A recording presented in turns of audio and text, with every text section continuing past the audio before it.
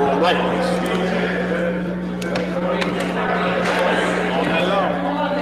All night.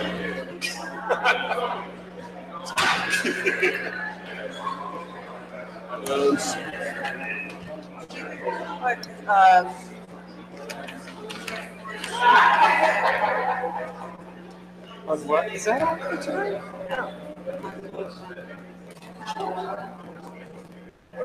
I love her. Mayor, good. Ready?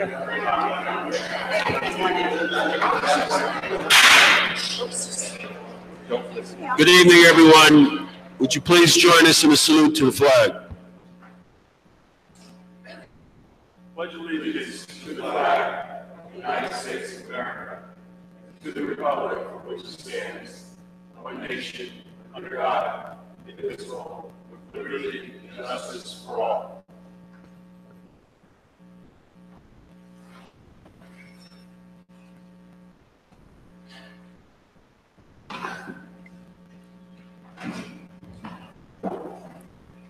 Pursuant to Section 5, Chapter 231, Public Laws 1975, this is to state for the record that adequate notice of this meeting has been provided to the public by posting and maintaining the annual notice of regular meetings on the bulletin board of the municipal building, by mailing the annual notice of regular meetings for 2018 to the News Record and Star Ledger in December 2017, and by filing said notice in the office of the Township Clerk.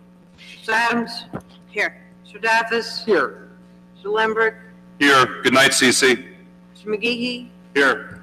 Mayor DeLuca? Here. Whereas Chapter 231, Public Laws 1975, commonly known as the Open Public Meetings Act, requires that all meetings of public bodies be open to the public, and whereas Section 7A provides that the governing body has the discretion to permit, prohibit, or regulate the active participation of the public at any meeting, and whereas desire the governing body to comply with the provisions of this act, same time to conduct its business in an orderly and expeditious manner, now therefore be resolved by the Township Committee, Township of Maplewood, does hereby prohibit as set forth in the formal agenda, active participation in the deliberations of the governing body by the public, and except as otherwise prescribed by the law, does limit the public to the observations of the actions and discussions of the governing body at all of its regular and special meetings. So moved. Second.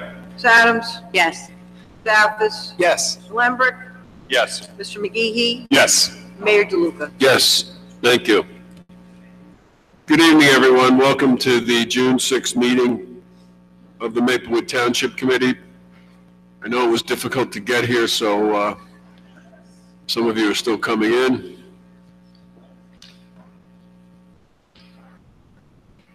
I'm just going to run through the agenda quickly. We have two proclamations. We'll be issuing one on Men's Health Week and the second recognizing the Maplewood Middle School.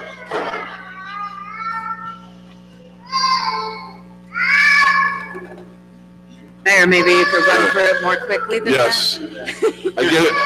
I guess she was not happy about the agenda. I can understand that. We have two appointments we'll be making to our Seniors Advisory Committee. And then we'll be doing the honor of appointing Police Officer James DeFazio, hopefully he'll come back in, to Sergeant. After that, we have an ordinance on final passage, and that is creating the position of Deputy Chief of Police. And then we will be introducing a number of ordinances. One is to allow homeowners who are seniors, all homeowners, to allow one refugee family as a boarder. The second is to install a stop sign at Wetmore and South 4th. We have another new ordinance to install a stop sign at Lindsay and South 4th. We have an ordinance to establish procedures for a patio dining space. An ordinance to correct typographical error in the community board ordinance setting up the community board on police. And then we have an ordinance creating a youth advisory committee. After that, we will move into our discussion of the municipal budget.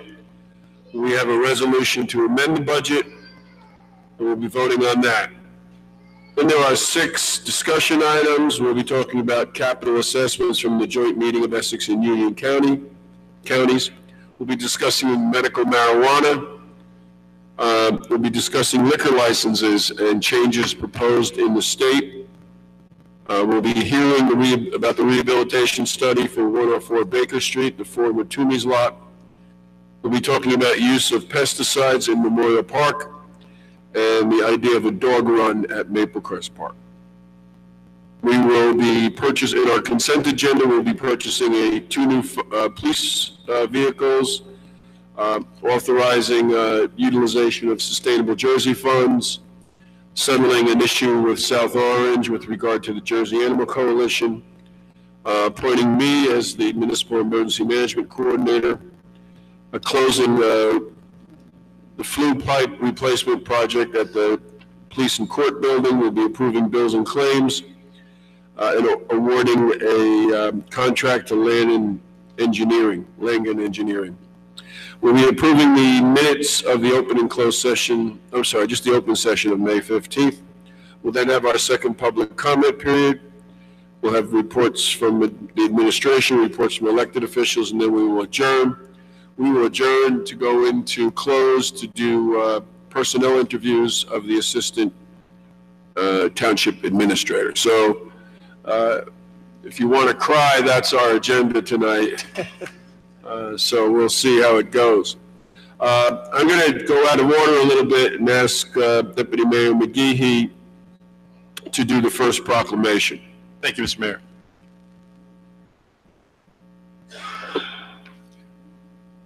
Members of the Maplewood Middle School join me, please.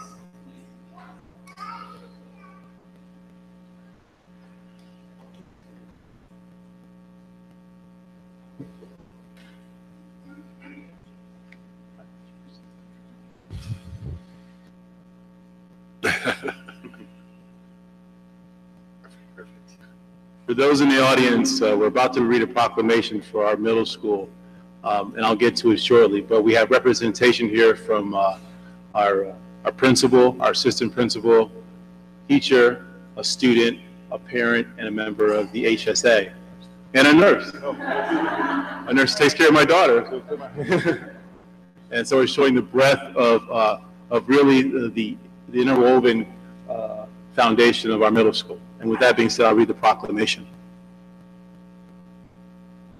Whereas the education of our youth is critical to the future of Maplewood and our country, and whereas the residents of Maplewood value education, expect a quality of education that reflects the level of their education, sophistication, and desire of enrichment for their children and loved ones, and whereas a collective effort commenced at the Maplewood Middle School, inclusive of the administration, teachers, and families in the South Orange Middle School School District, to close the achievement gap and exit from target status, formerly known as the Focused School List.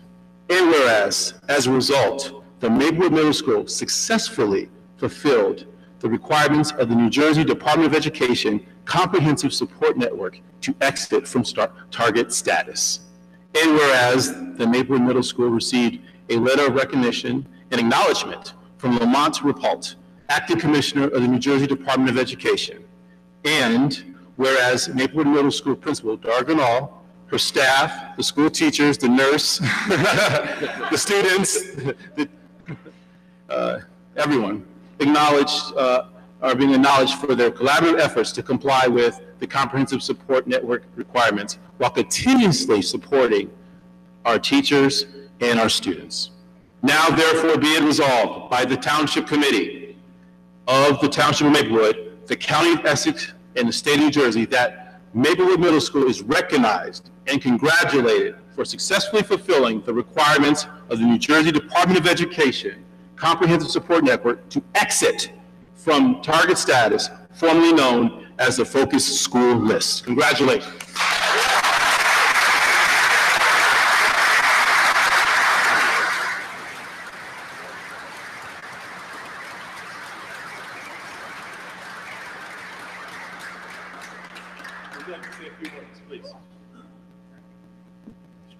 Picture first. Yes, and thank you. Nurse is taking care of me.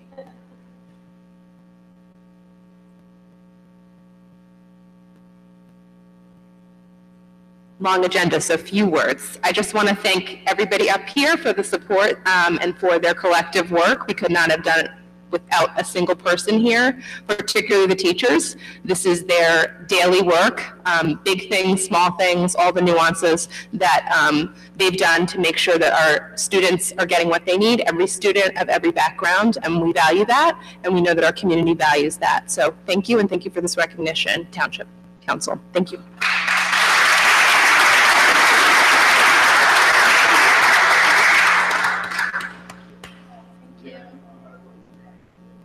No. All right.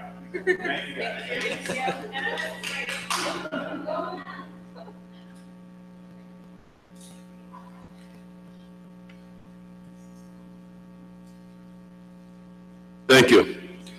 The next proclamation, I'm just going to read a few sections of it, but I'm really speaking to all of you men out there. And there's a lot of you here tonight.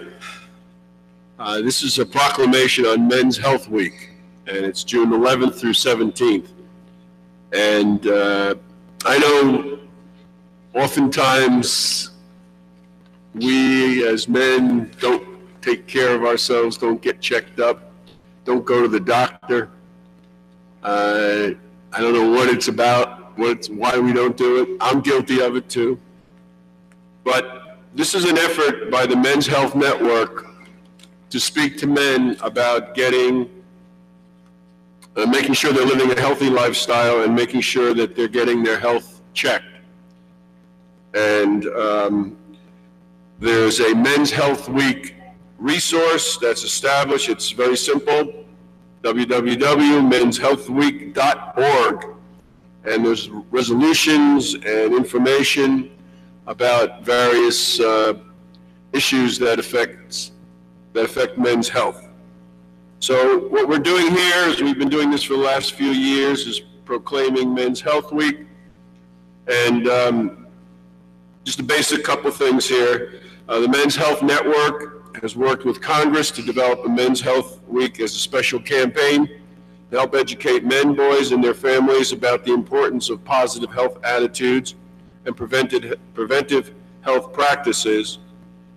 And whereas Maplewood's Men's Health Week will focus on a broad range of men's health issues, including heart disease, diabetes, mental health, prostate, testicular, and colon cancer.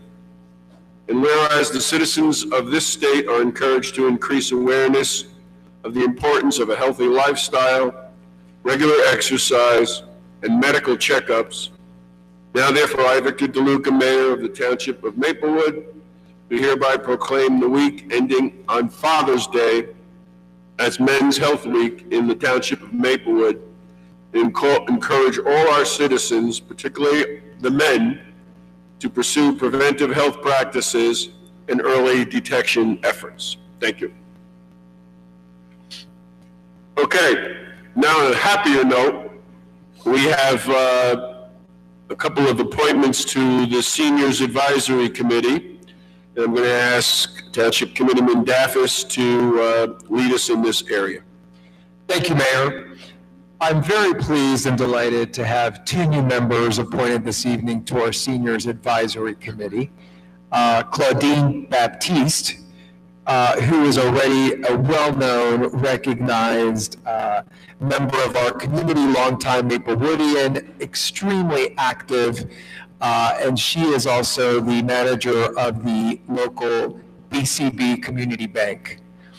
They recently opened a new location right here in the heart of the village. Please go check it out.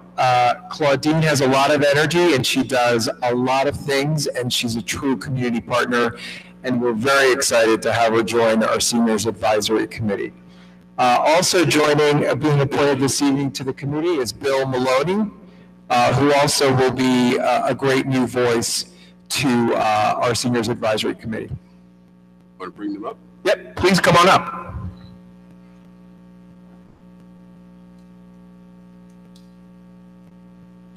Introduce yourselves, say something if you like. tell us a little bit about why you're interested. Hi. Well, first I want to remind everyone our grand opening is next Saturday, June 16th from 2 to 6. Claudine is a businesswoman, no doubt. I am. First of all, I am thankful and honored to be here and to be selected for this to be part of the committee. And I need everyone's support, and I will do my best to represent the town and try to see what we've come up for the seniors. And again, I'm just thankful to be here. Sorry, I wasn't prepped for this. Thank you, Claudine. Bill? Hi, I'm Bill Maloney. I'm thrilled to be here. I'd say hi to everybody. I see some familiar faces. Been here in Maplewood for 18 years. Thrilled, pinch myself every day as I walk through the beautiful streets in Maplewood. My 3 kids went through the entire system here, through preschool, through Columbia High, and they all went to college, all 3 of them at the same time. So, I have a lot of spare time now, and I'm thrilled to be a part of the Seniors Advisory Committee and to be able to help out in any way possible. Thank you. Thank you, Bill. Mayor, I move to have Bill Maloney and Claudine Baptiste appointed to the Seniors Advisory Committee. I'll second. Please call the roll. Mr. Adams? Yes. Mr. Daffis? Yes. Mr. Lembrecht? Yes. Mr. McGehee? Yes. Mayor DeLuca? Yes. Thank you. Congratulations and thank you.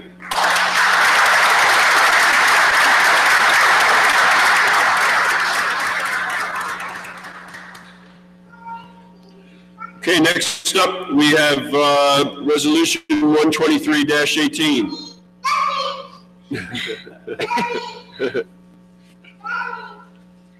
Mr. Mayor, resolution number 123-18, a resolution appointing police officer James Harold DeFazio to Sergeant of the Maplewood Police Department. Whereas the position of Sergeant in the Maplewood Police Department in the Township of Maplewood has become vacant, and whereas the Township Committee of the Township of Maplewood has conducted interviews to fill the position of Sergeant in the Police Department, and whereas it has been determined that Police Officer James Harold DeFazio is qualified for the position, now therefore be resolved by the Township Committee, Township of Maplewood, County of Essex, State of New Jersey, that Police Officer James Harold DeFazio be and is hereby appointed to the position of Sergeant in the Maplewood Police Department in the Township of Maplewood, effective June 6, 2018. Mr. Mayor, I'd like to move the appointment of Officer DeFazio to Sergeant of the Maplewood Police Department. Second that. Please call the roll. Mr. Adams? Yes. Mr. Daffis? Yes. Mr. Lembrecht? Yes. Mr. McGehee? Yes. Mayor DeLuca? Yes, congratulations.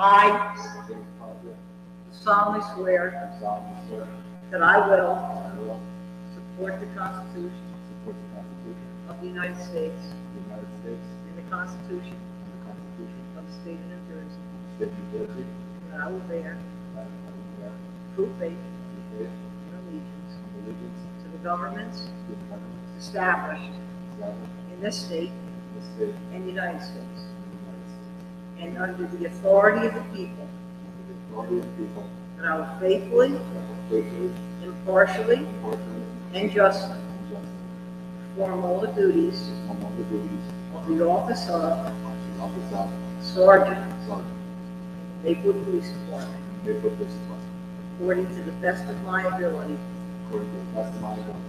so help me God. Congratulations, Sergeant.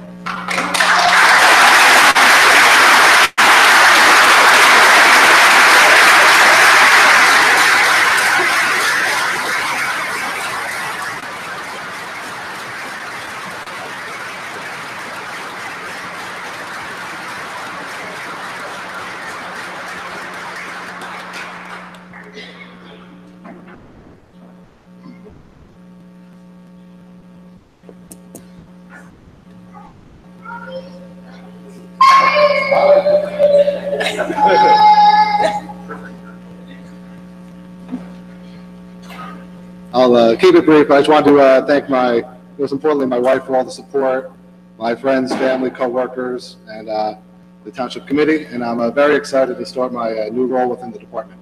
Thank you guys very much. Thank you. Thank you.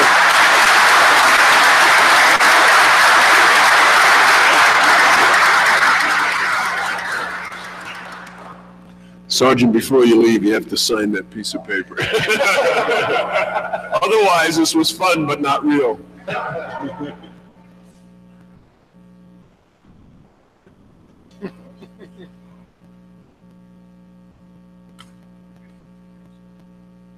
Thank you. Thank you. Congrats.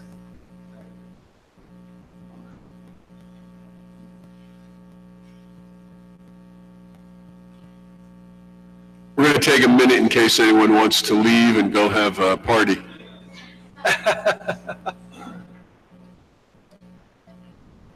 And that would be everyone. Almost everybody.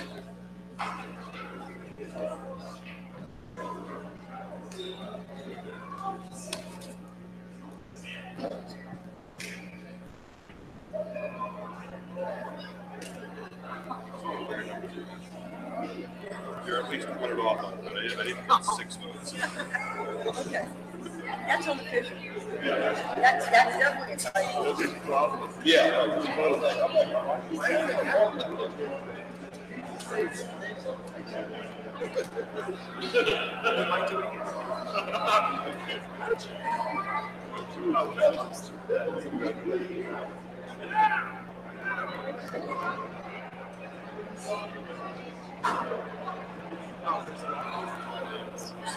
Thank you guys. Have a great night. I'm not sure about that. Those numbers are all wrong. She's got Nancy up by 200 bucks.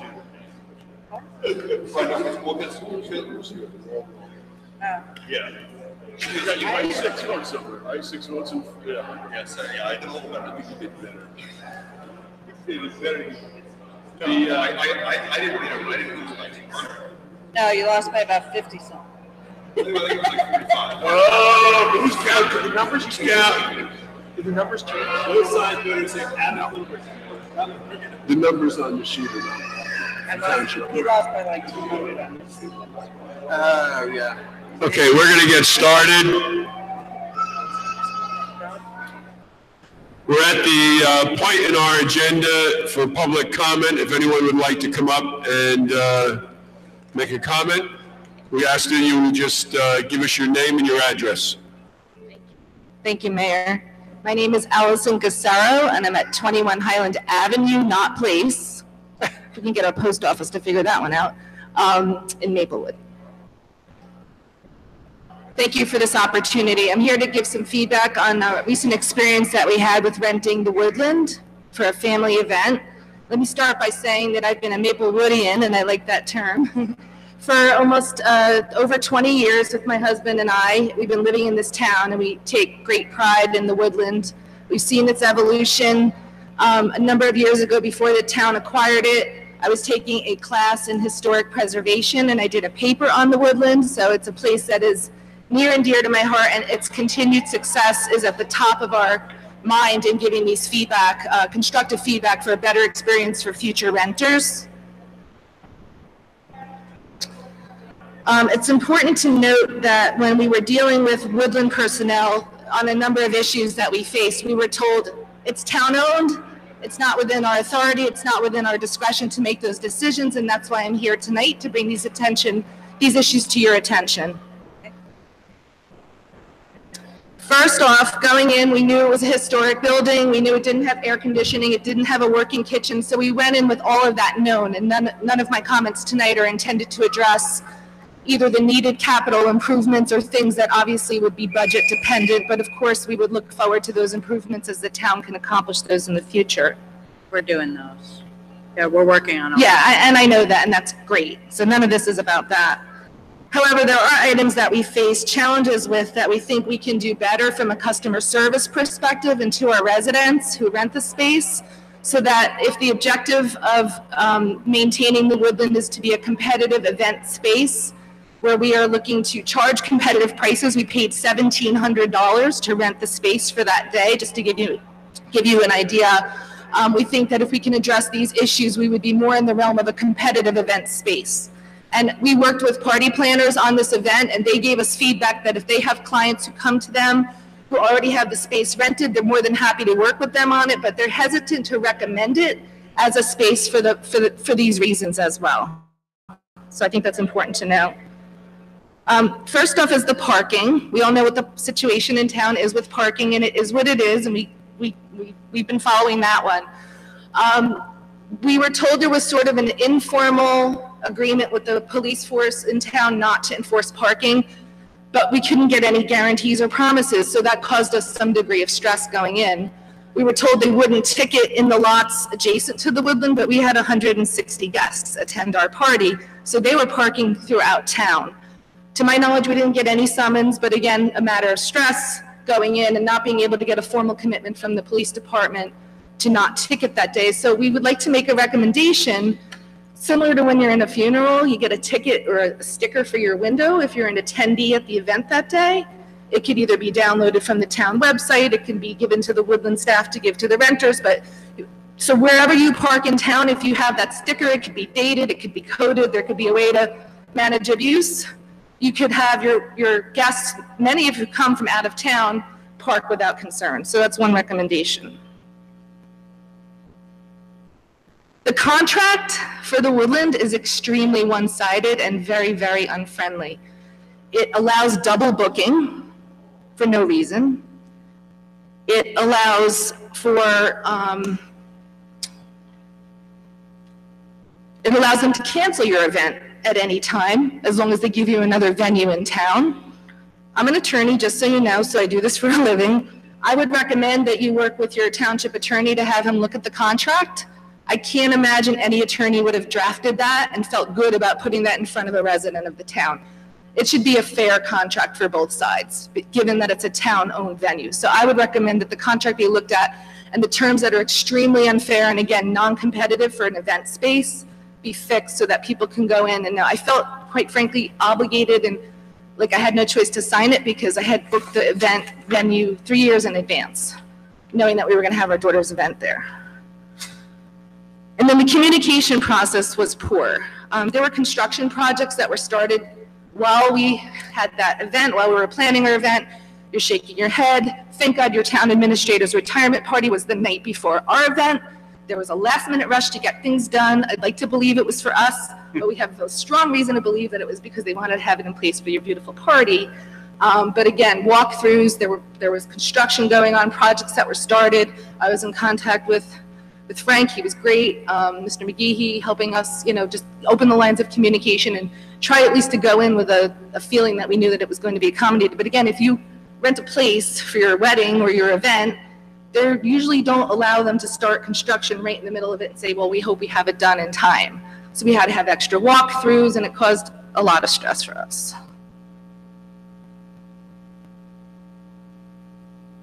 And that's pretty much it. I mean, there were some other wrinkles. We had a beautiful party. It was great. We loved the venue. I'm committed to seeing the success of the place. I'm happy to volunteer my time to help work, make it better.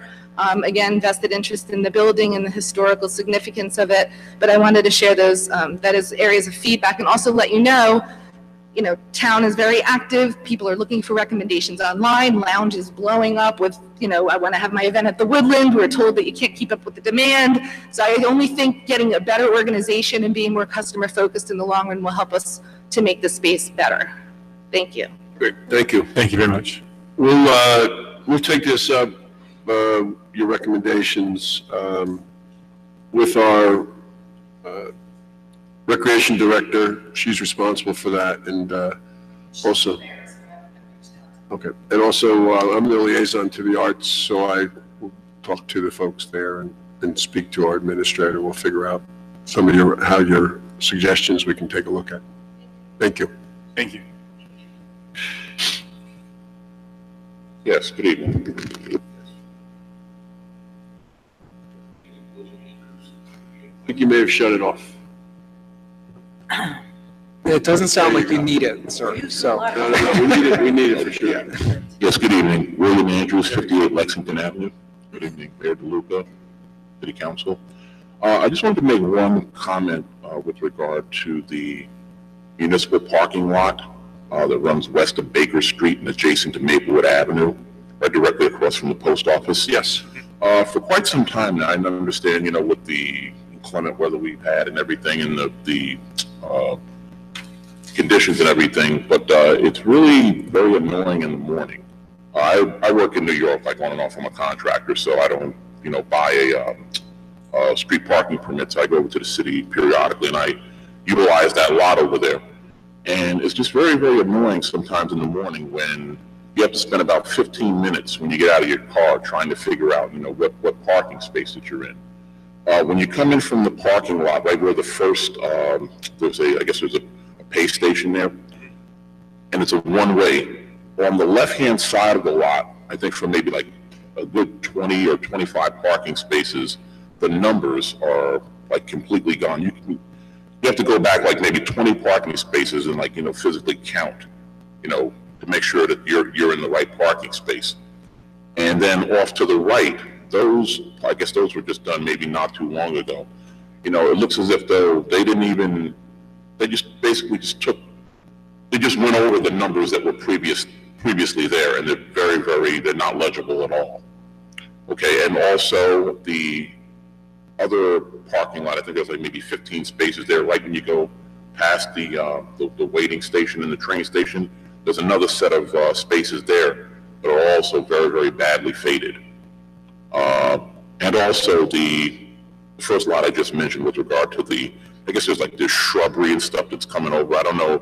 I was just talking to Lieutenant Kish with regard to, I don't know who maintains that at the town. The town, he said, takes the money, but he said New Jersey Transit is responsible for, I guess, the maintenance of that lot. Yes. Yeah. But, I had to help a lady the other morning. She said that she didn't know what parking space she was in. So I basically went back 10 parking spaces, said, okay, this is the parking space that you're in. And then sometimes, I might not know what parking space I'm in. So I just, just like pick a number out of the hat or whatever. And I'm going to have a ticket when I get back. And then I can just send a dispute form in and just show that, I did pay for parking that day. But, I'm just hoping that's something that, we can get some type of a resolution to. So I'm going to ask Ms. Viveros to come up to the mic. She and I spoke about the lot on yesterday. And she can fill us all in on what our plans are. You are right that Kish is right, Lieutenant Kish is right, that the lot is maintained by New Jersey Transit. Potholes are supposed to be repaired by them.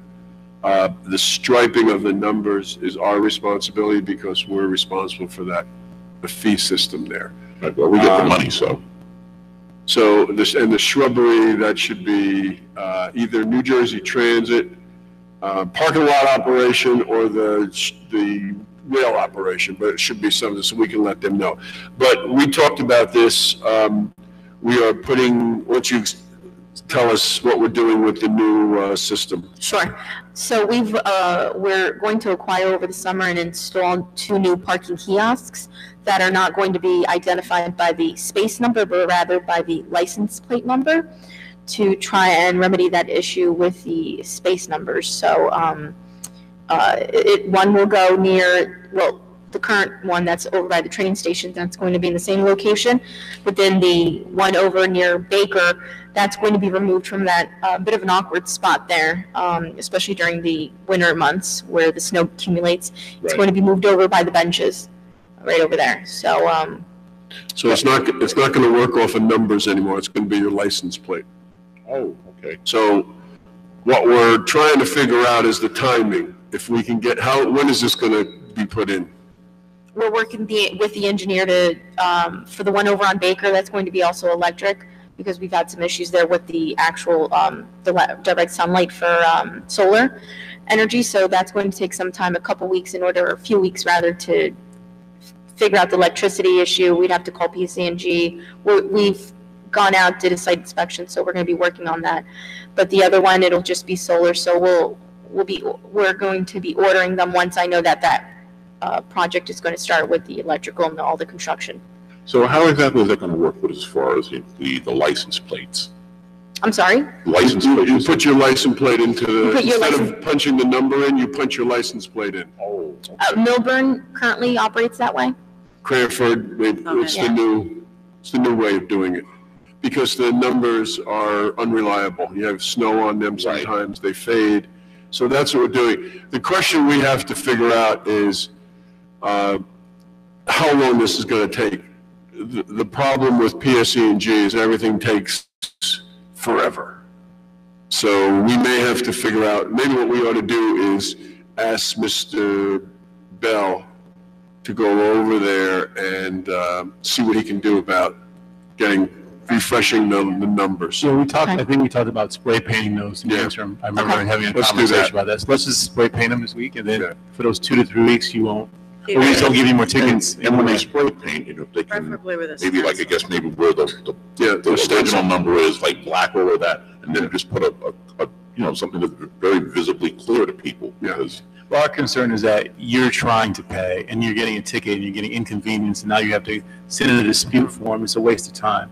So we're accountable. We'll get a spray painted this week, and then after that happens, then when these kiosks ready, we'll flip over. So thank you. I mean, we're by far, I've looked at, I think there may be like 2 or 3 other lots that utilize that, the pay mobile system, like I know South Orange does it, Milburn, I don't think they use it, but, we by far have, it's $3 a day. That's very reasonable to park. Yeah. And you can just disregard the email. I sent you an email this afternoon. You can disregard that. So, okay, we'll come. I did get it. Okay. You said you were coming, maybe. Excuse me? You said you might be coming. Oh, okay. So, okay. And so we will get on it. We'll do some temporary solution, but in the long run, we're moving away from that altogether. We'll also write a letter or communicate with New Jersey Transit that they need to clean up the bushes there. Okay, great. Thank you. Thank you, sir. Anyone else want to address the Township Committee?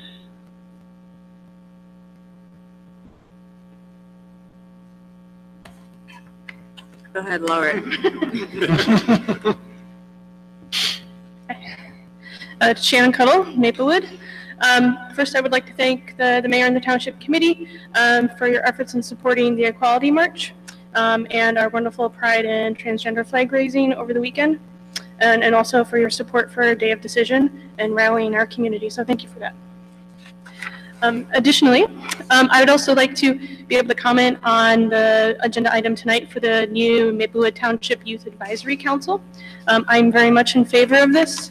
I think it is something that's going to be very valuable to our community, and not just for our community and our children and our families, but I really do think that we can actually be the model for other communities, not just here and hopefully South Orange next and other local communities, but nationwide.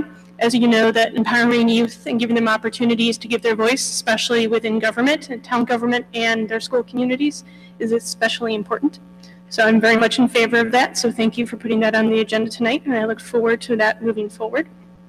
And I do have one question tonight, which is there are some parents within the community that are concerned that there are not enough school safety officers that are actually monitoring morning and afternoon traffic with students walking to and from school. It's my understanding that school crossing guards are hired through the Maplewood Police Department.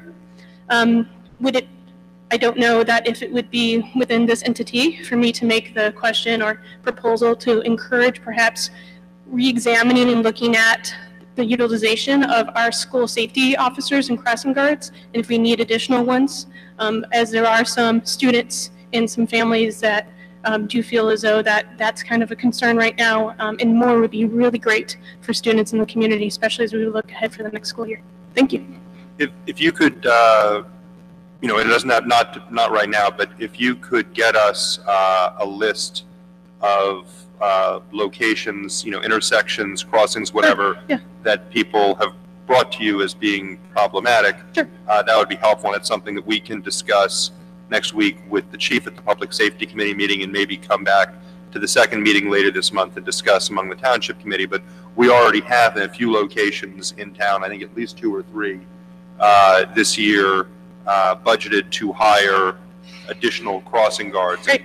You know, I can also find out from the chief, because the last we spoke, they were having a hard time getting the crossing guards hired, getting people to volunteer. You know, it's not a volunteer job, but it's not a very high paying job. Right. So having a hard time getting applicants for those positions. So, you know, so it may be in some of those locations we already, you know, decided to spend the money, but we just don't have the person there yet.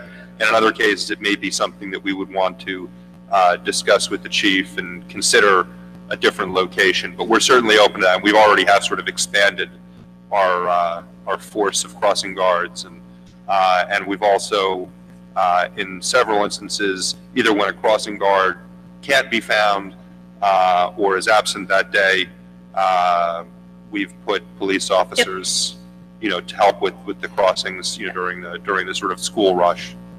Thank you. Yeah, I've noticed that, and I know that I've heard from other families they've noticed that as well. I'm happy to help send a list over of where there's some spots, some families in the communities have showing concern, and they've told me, and I can put forward, and we can help with that. That would be great. Yeah, if you send an email to myself or Mayor DeLuca or Deputy Mayor McGehee, we can bring that up next week at Public Safety, and then bring it back to the Township Committee. Okay. Thank you. Thank you. Thank you. Is there anyone else who would like to address the Township Committee?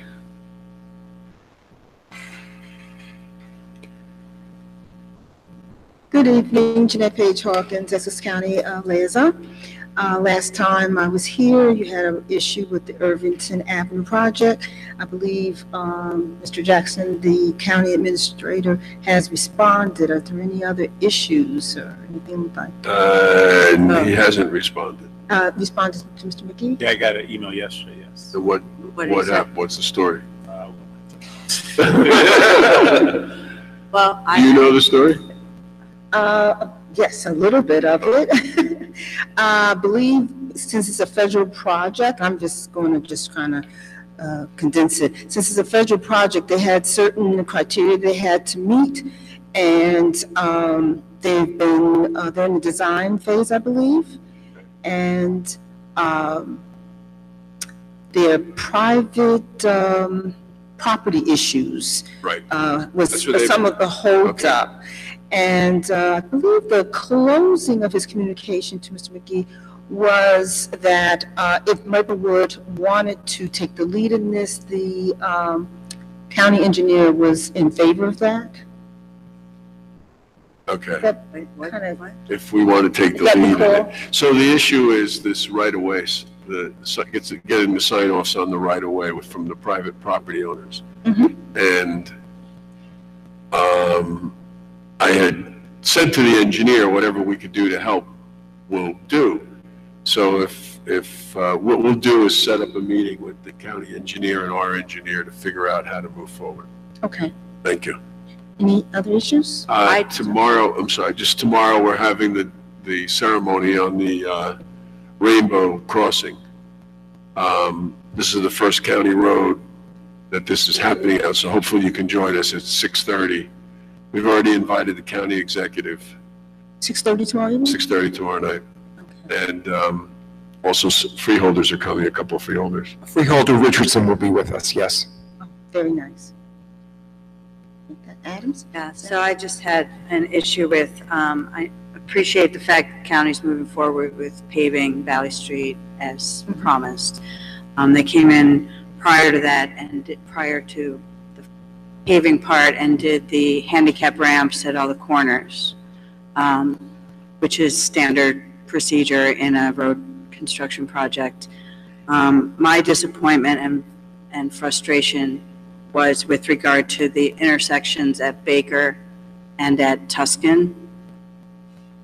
2 years ago, I walked the area with the assistant county engineer and our engineer. Our engineer then came up with designs for Baker Street intersection and Tuscan. At Tuscan to improve the turning radius, to make it safer for pedestrians, and to move the signal pole and the pedestrian button closer to the corner. At Baker, it was to do a much more dramatic intersection narrowing there, to narrow Baker quite a bit, to extend the sidewalk by the country club because it's very narrow, and we have commuters and middle school kids there every day. So the plan was sent to the county 15 months ago. So when I saw them coming in and basically replacing it at the exact same spot, I don't know, I went nuts. It was like a Friday evening because we worked on it so hard. We've communicated with it. This was going to be a joint project. We agreed to do the county's portion of it, which was the design. So at our cost, we did the design. And then they came in and they did these just standard bump outs, keeping everything exactly the same, not bump outs, curb cuts, doing exactly the same thing that it was there. And I'm really afraid that now we won't get our neck down intersections as promised. We kept up our end of the bargain. We provided the plans almost a year and a half ago, and now. So I'd like to know whether or not that's going to be changed going forward, if they're going to follow through with the plans, which seems a little backwards since they're going to have to rip up what they pave. So I'm scared that they're not going to do that, and it's important for pedestrian safety and vehicular movement, especially at Baker and at Tuscan, which is what we provided plans for. So I feel like our engineer did all that work for nothing. I did the work for nothing. It's 2 years of communication that was just ignored when the project was started. And you said you met with the assistant engineer. Asif, right? Asif, Yeah. Asif. Yeah, no, we met in a whole meeting with the county engineer and Asif.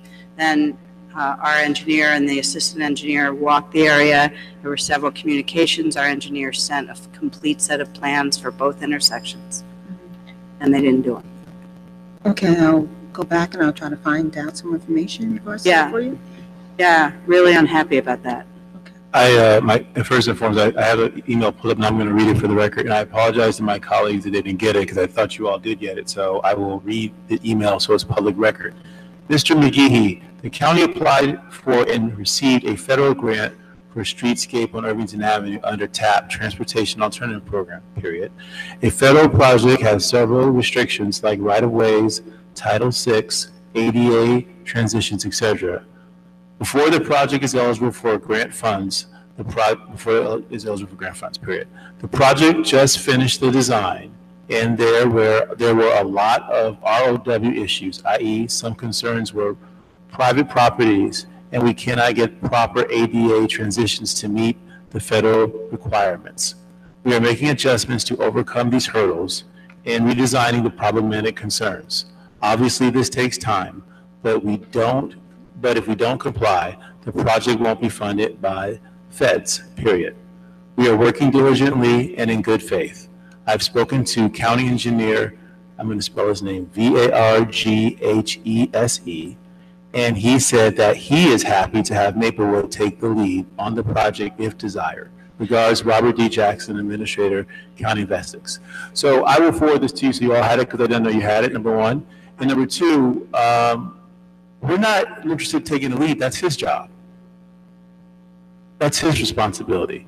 And the people of Maplewood turn out to vote every time we have an election. Midterms, we had two of our counties, correct me if I'm wrong, had the highest turnout of voting in all Essex County of state New Jersey.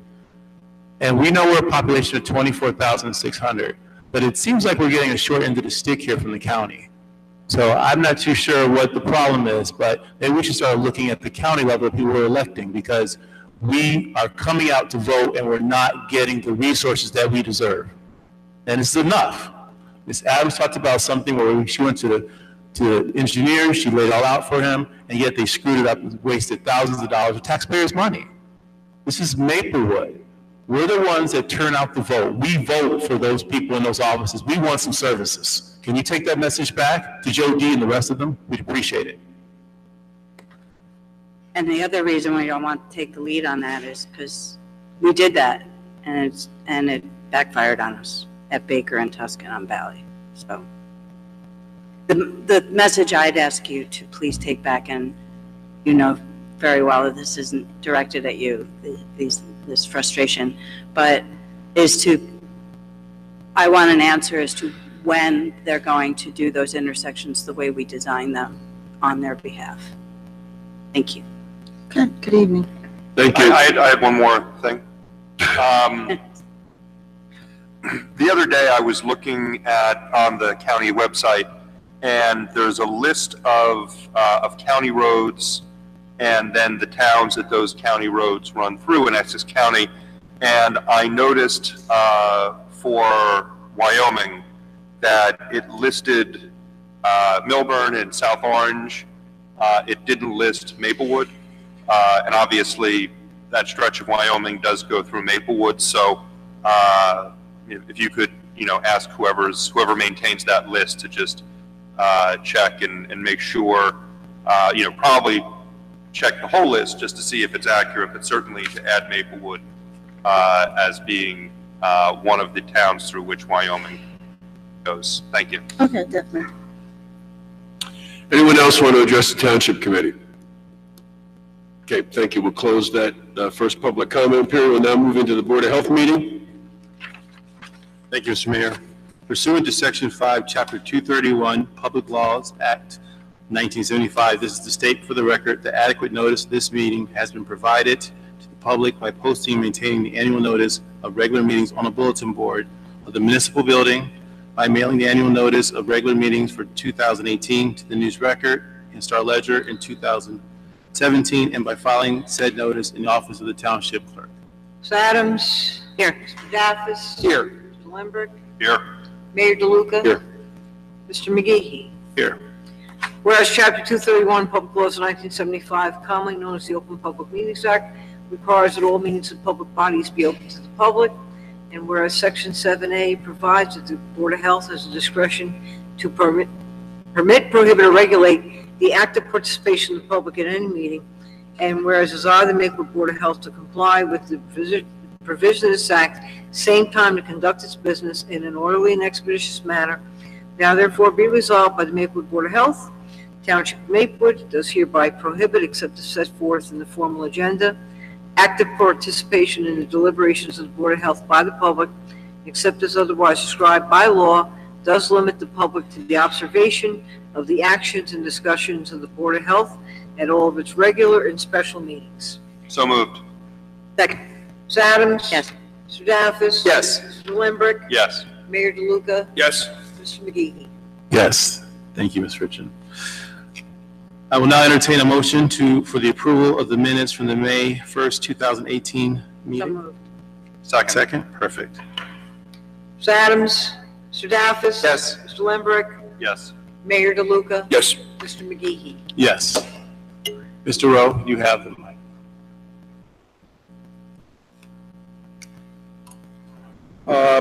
This month, we, in cooperation with St. Barnabas, we did a stroke risk assessment at the fire department in the hope of getting firemen tested for risk assessment for stroke. It's a lot of, it's a danger for first responders. And we had a very good turnout. We had 22 people tested, which is more than we've ever had in the past. So even though it doesn't seem like a big number, was significant. And, so I just wanted to point that out and thank Barnabas for that work. The township, the health department annual report to the state health department is now on the township website. It's about 30 pages long, and it's a lot of reading, but if you read it, you'll see we do provide a lot of services, and we also work with a lot of partners to provide health services to Maplewood residents. And that's the way we've always worked, and we will continue to work that way. The Municipal Alliance met last night. It was 15 people attended. I think it was probably the most of any meeting that I can recall. I've been doing about 25 years now. I think we had a very good year with the Alliance. We seem to have a renewed energy. I want to particularly thank the police department for their police, youth / parent programs at with the open gym, a middle school mentoring group. I think they played volleyball last night. And so there seems to be a real open attitude towards building police, youth, and parent relations, and I'm very pleased by that. And the Alliance will continue to help fund expenses for that, as we're able to do within the limits of the grant. We had a discussion last month about hookah bars, whether they were legal or not, and Mr. Desiderio rendered the opinion and agreed with mine that they are not legal in New Jersey. So if anyone comes forward wanting to open that type of business, I will advise them that it is not permitted. Finally, myself and our nurse health educator, Candace Davenport, met with Mr. Davis and Shannon Cuddle, do I have her name right? That's right. To talk about some health issues. We're going to have a table at the Pride Festival this weekend. We want to have a focus group to discuss some health issues, and we're working on organizing that. And finally, we discovered St. Barnabas Hospital has some health advisory groups. So we want to see if we can get a Maplewood person on that who will also represent lesbian, gay, bi interests.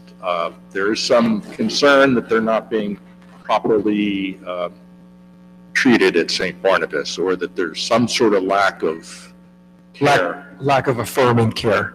Yes. So that's our plan. If you know somebody at Barnabas, I've been contacting our representative who we work with there, and so we're going to continue that and try to get on their advisory committee. Somebody from Maplewood if possible, but if not Maplewood, then somebody else local who can represent our interests. That's my report.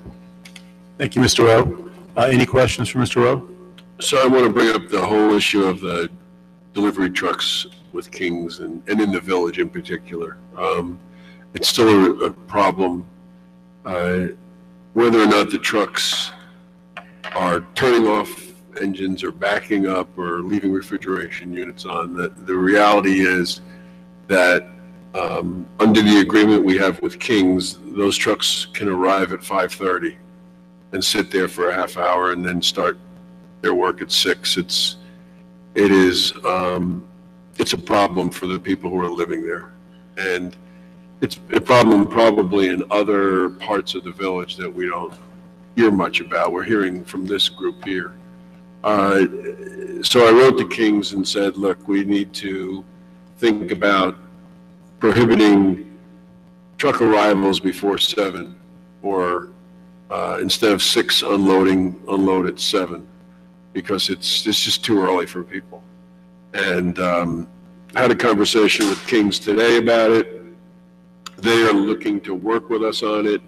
and I said that I would get a sense from my colleagues on the Township Committee as to whether or not we were looking to do any further restriction of deliveries. I don't think we can just single out Kings. I think if we say no deliveries before 7 a.m., it has to apply to everybody in the village. I mean, you can weigh in on this, Mr. Desiderio. Yeah, I mean, I think we'd have to, and that becomes a problem because we have other businesses that are open earlier, or so. But it is a problem. It is just you get 3 or 4 trucks. Even the gentleman from the regional health talked about 3 trucks there, and it's just a lot. The intensity of use at Kings is so much more anywhere else. So I wanted to get a sense from you all what you think, and then we can go back to Kings and try to negotiate some later time than what we have now. Most of the trucks that are refrigeration, are they generally 18-wheelers, or Some are box, some are box, and some are bigger. I'm trying to, because of course there's like bread deliveries to some of the restaurants, like, at 4 in the morning. So maybe there's parameters we can set, because I agree, I think AM and where there's close by residential is problematic at best. So it'd be nice to be able to limit, at least figure out a way to limit with regard to maybe types of trucks, maybe refrigeration trucks aren't allowed until 7. I don't know. Desiderio, I don't know if we can structure it that way. We have 18-wheelers that aren't. Right, but like a Cisco truck that would come, oftentimes they're not, if they're just delivering cans and stuff, Usually, they're not I know refrigerated. that they come that early for restaurants, the Cisco trucks. They're usually mid-morning because the restaurants aren't open. Well, I think Unless I think what I was told is that one was delivering early to Starbucks because they're open at 5:30. So that becomes the problem of how do you make a judgment as to which, what size trucks, or can you say that truck versus another truck? I don't think it's possible. Yeah.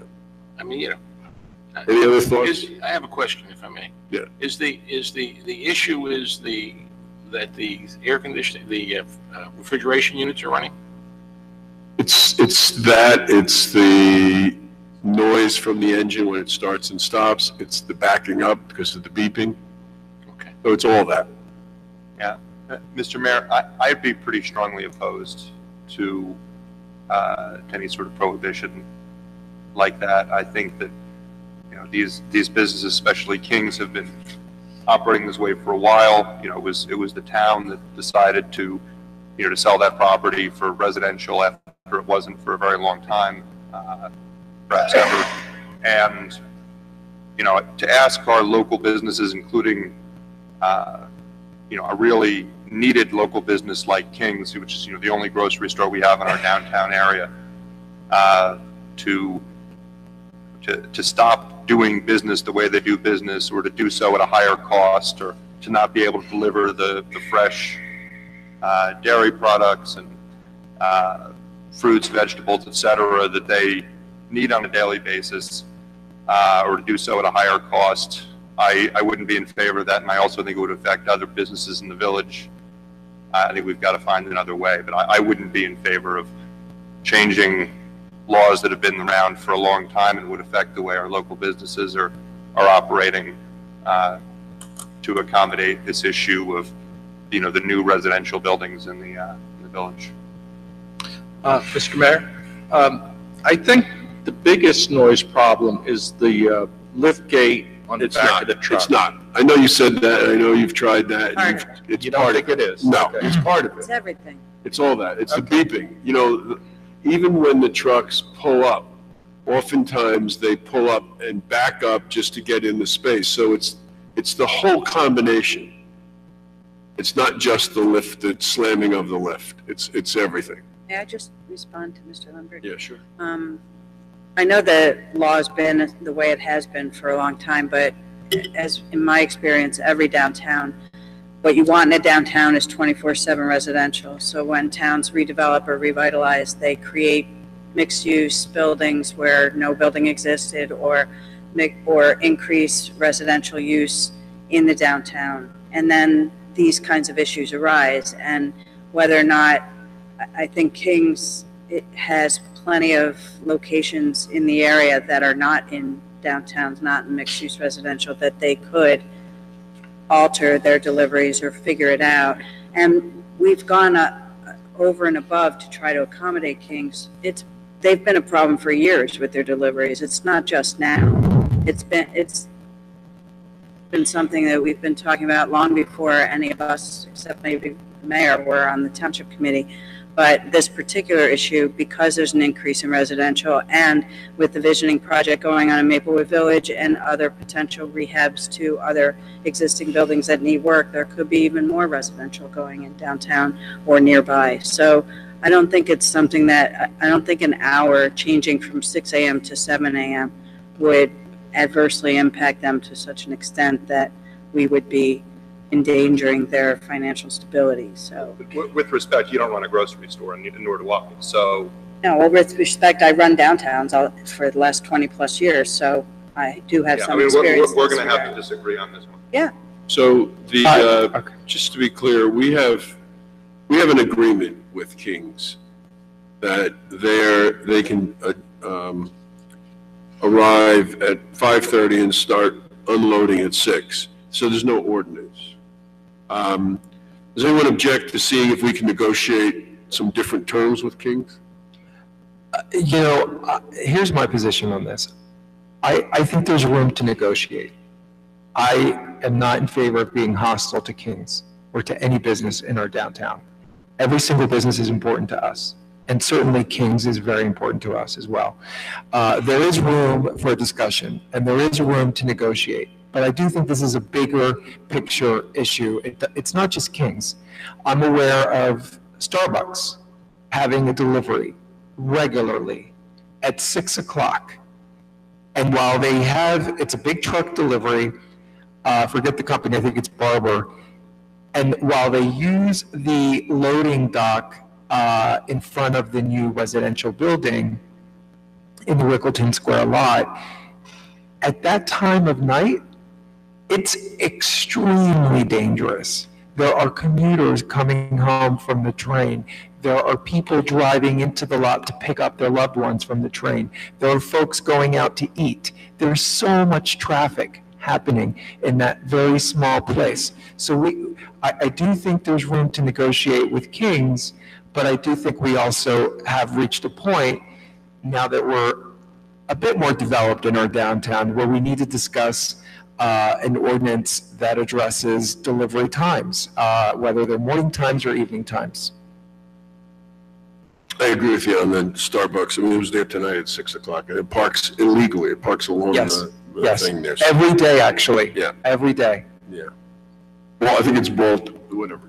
Yeah. So many mornings during the week, I run through the village between 6 and 7 a.m.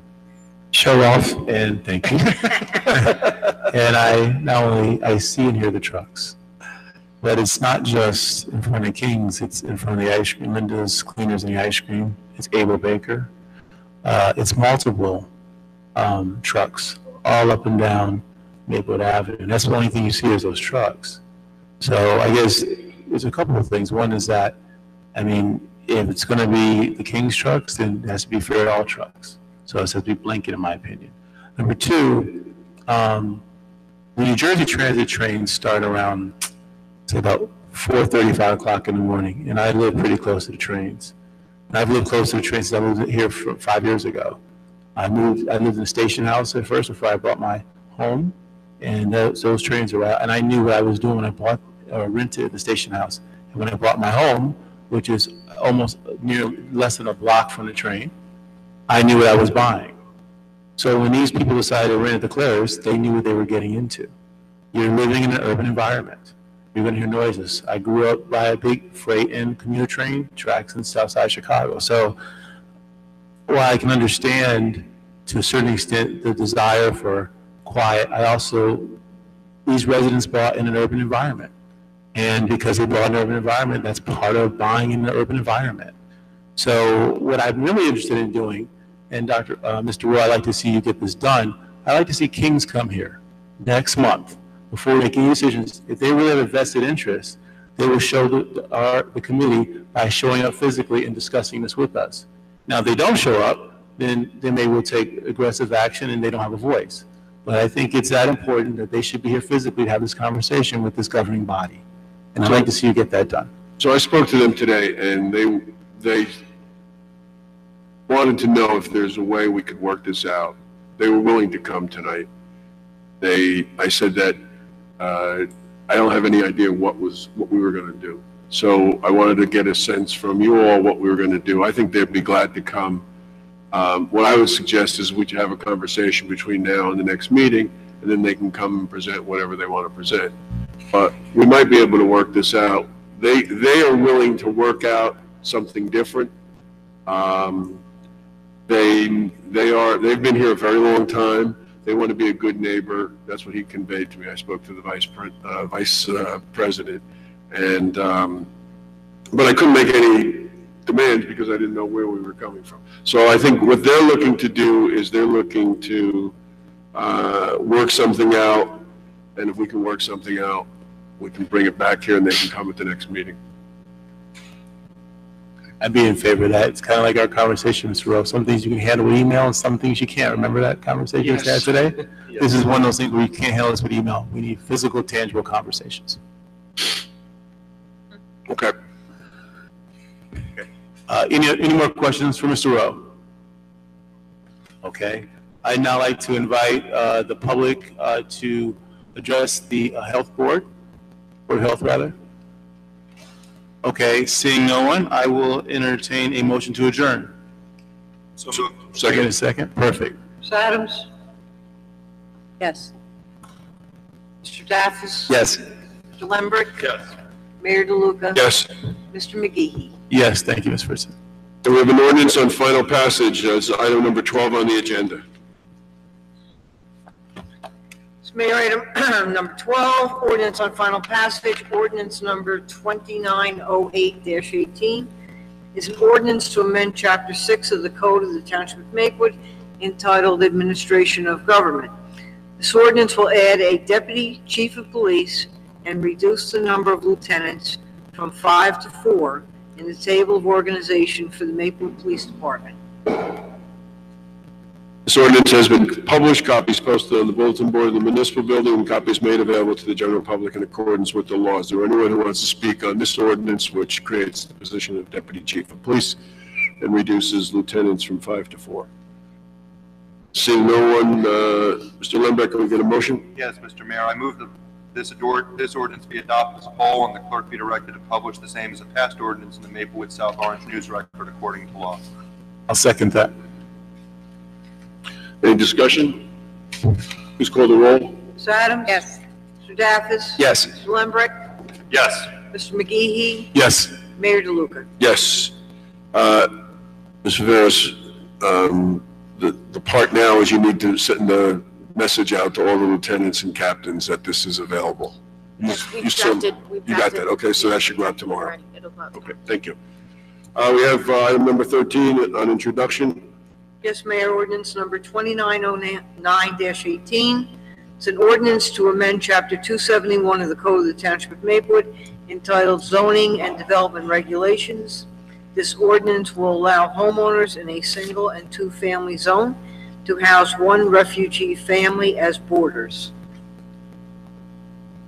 Mr. Daffis, can we get a motion? Yes, Mr. Mayor, I move the passage of this ordinance on first reading, its publication according to law in Maplewood South Orange News Record, and a hearing to be held on June 19th. Second. This has to go to the planning board, correct? Yes. So this is not going to be June 19th. July 3rd. Right. It's not going to be July 3rd either because this is not on their agenda for next Tuesday. We haven't referred this to them and their agenda's out. We can maybe get them to look at it next Tuesday, but there's no sure thing. Well, So, then my suggestion is you leave it just the way it is. All right, let me see if they can do it. If not, then when we come back on, I'll just report that it's Okay. not ready and let's. Okay, let's do it that We'd way. have to move it to the first meeting in August if they can't do it next week, right? Correct, yes. Okay, so let's see if we can do that. Okay, so it's, we got a motion to move it, and it's been moved and seconded, coming back June 19th, please call the roll. Ms. Adams? Yes. Mr. Daffis? Yes. Mr. Lembrick? Yes. Mr. McGee? Yes. Mayor DeLuca? Yes. Another ordinance on introduction. Yes, Mayor. Item 14, 2910, ordinance number 2910-18, is an ordinance to direct the installation of a stop sign on Wetmore Avenue at its intersection with South 4th Street. This ordinance will direct the installation of a stop sign on Wetmore Avenue at its intersection with South 4th Street. Adams, can we get a motion? Mayor, I move the passage of this ordinance on first reading, its publication according to law in the Maplewood South Orange News Record, and a hearing to be held on June 19th. Second. Any discussion? Please call the roll. Ms. Adams? Yes. Mr. Daffis? Mr. Lembrick? Yes. Mr. McGee? Yes. Mayor DeLuca? Yes. Another introduction. Ordinance number 2911-18 is an ordinance to direct the installation of a stop sign on Lindsley Avenue at its intersection with South 4th Street. This ordinance will direct the installation of a stop sign on Lindsley Avenue at its intersection with South 4th Street. Mayor, I move the passage of this ordinance on first reading, its publication according to law in the Maplewood South Orange News Record, and a hearing to be held on June 19th. I'll second. Please call the roll. Ms. Adams? Yes. Mr. Daffis? Mr. Lembrick? Yes. Mr. McGee? Yes. Mayor DeLuca? Yes. Another introduction. Item 16, Mayor, introduction of new ordinance, ordinance number 2912-18, is an ordinance to establish a procedure for patio dining space. This ordinance will allow patio dining within certain locations within the Township of Maplewood. Ms. Adams? Mayor, I move the passage of this ordinance on first reading, its publication according to law in the Maplewood South Orange News Record, and a hearing to be held on June 19th. I second. Please call the roll. Ms. Adams? Yes. Mr. Daffis? Yes. Mr. Lembrick? Yes. Mr. McGee? Yes. Mayor DeLuca? Yes, thank you. Another introduction. Yes, Mayor, ordinance number 2913-18 is an ordinance to amend Chapter 2901-18. This ordinance will correct a typographical error contained in ordinance number 2901-18. Mr. Lembrick? Mayor, I move the passage of this ordinance on first reading, its publication according to law in the Maplewood South Orange News Record, and a hearing to be held on June 19, 2018. I'll second. Please call the roll. Ms. Adams? Yes. Mr. Daffis? Yes. Mr. Lembrick? Yes. Mr. McGee? Yes. Mayor DeLuca? We have another introduction. Ordinance number 2914-18, also an introduction, an ordinance to create the Youth Advisory Committee. Mr. Daffis? Thank you, Mayor. Just a quick remark before a motion. I just wanted to reiterate what Shannon Cuddle said earlier in public comment, that this is an exciting opportunity for our youth to serve as agents of change in their community by representing the ideas and perspectives of youth throughout Maplewood. And we've seen that our youth are leading us. They've won numerous recognitions and honors, even at the State House, by the governor himself for their activism and advocacy. And we think that we've built a lot of support with different groups in Maplewood to make this a very successful committee. Accordingly, I move the passage of this ordinance on first reading, its publication according to law in the Maplewood South Orange News Record, and a hearing to be held on June 19th. I'll second that. Please call the roll. Ms. Adams? Yes. Mr. Daffis? Yes. Mr. Lembrick? Yes. Mr. McGee? Yes. Mayor DeLuca? Yes, thank you. Now going to have Resolution 12518. It's a resolution to amend the budget. Mr. Facone, welcome. Thank you. Can you just lay out what we're doing here? Yes, we introduced the budget a month or so ago. We had a public hearing on the budget. At that time, it was decided that we were going to have a bond sale, but before we had a bond sale, we had to extend the notes or issue notes for 1 month period of time. We did not have sufficient interest in the budget for that particular transaction, so we have to amend the budget to increase the interest payable on notes. We were able to do that because we had money in the budget for the payment of notes itself, the principal payment of notes. So we're able to reduce the principal payment and increase the interest on notes. And then the administration had a few other amendments. I think we have a contract for a tree inventory. We had additional money required in the police department and a couple other departments. We're able again to take that money from the payment of notes to these other, and not reallocate it to these other departments.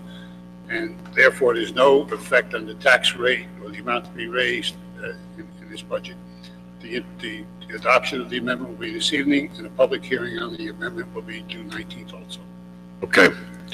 So we need a motion to approve Resolution 125-18, which would amend the budget, and then we will have the public hearing on the amendments and the entire budget on June 19th. Sorry, the public hearing will just be on the amendment. It's not amended. And then we'll close the hearing and adopt the budget. Okay, so we will adopt the budget on June 19th, but we're amending it tonight. So we need a motion to amend the budget.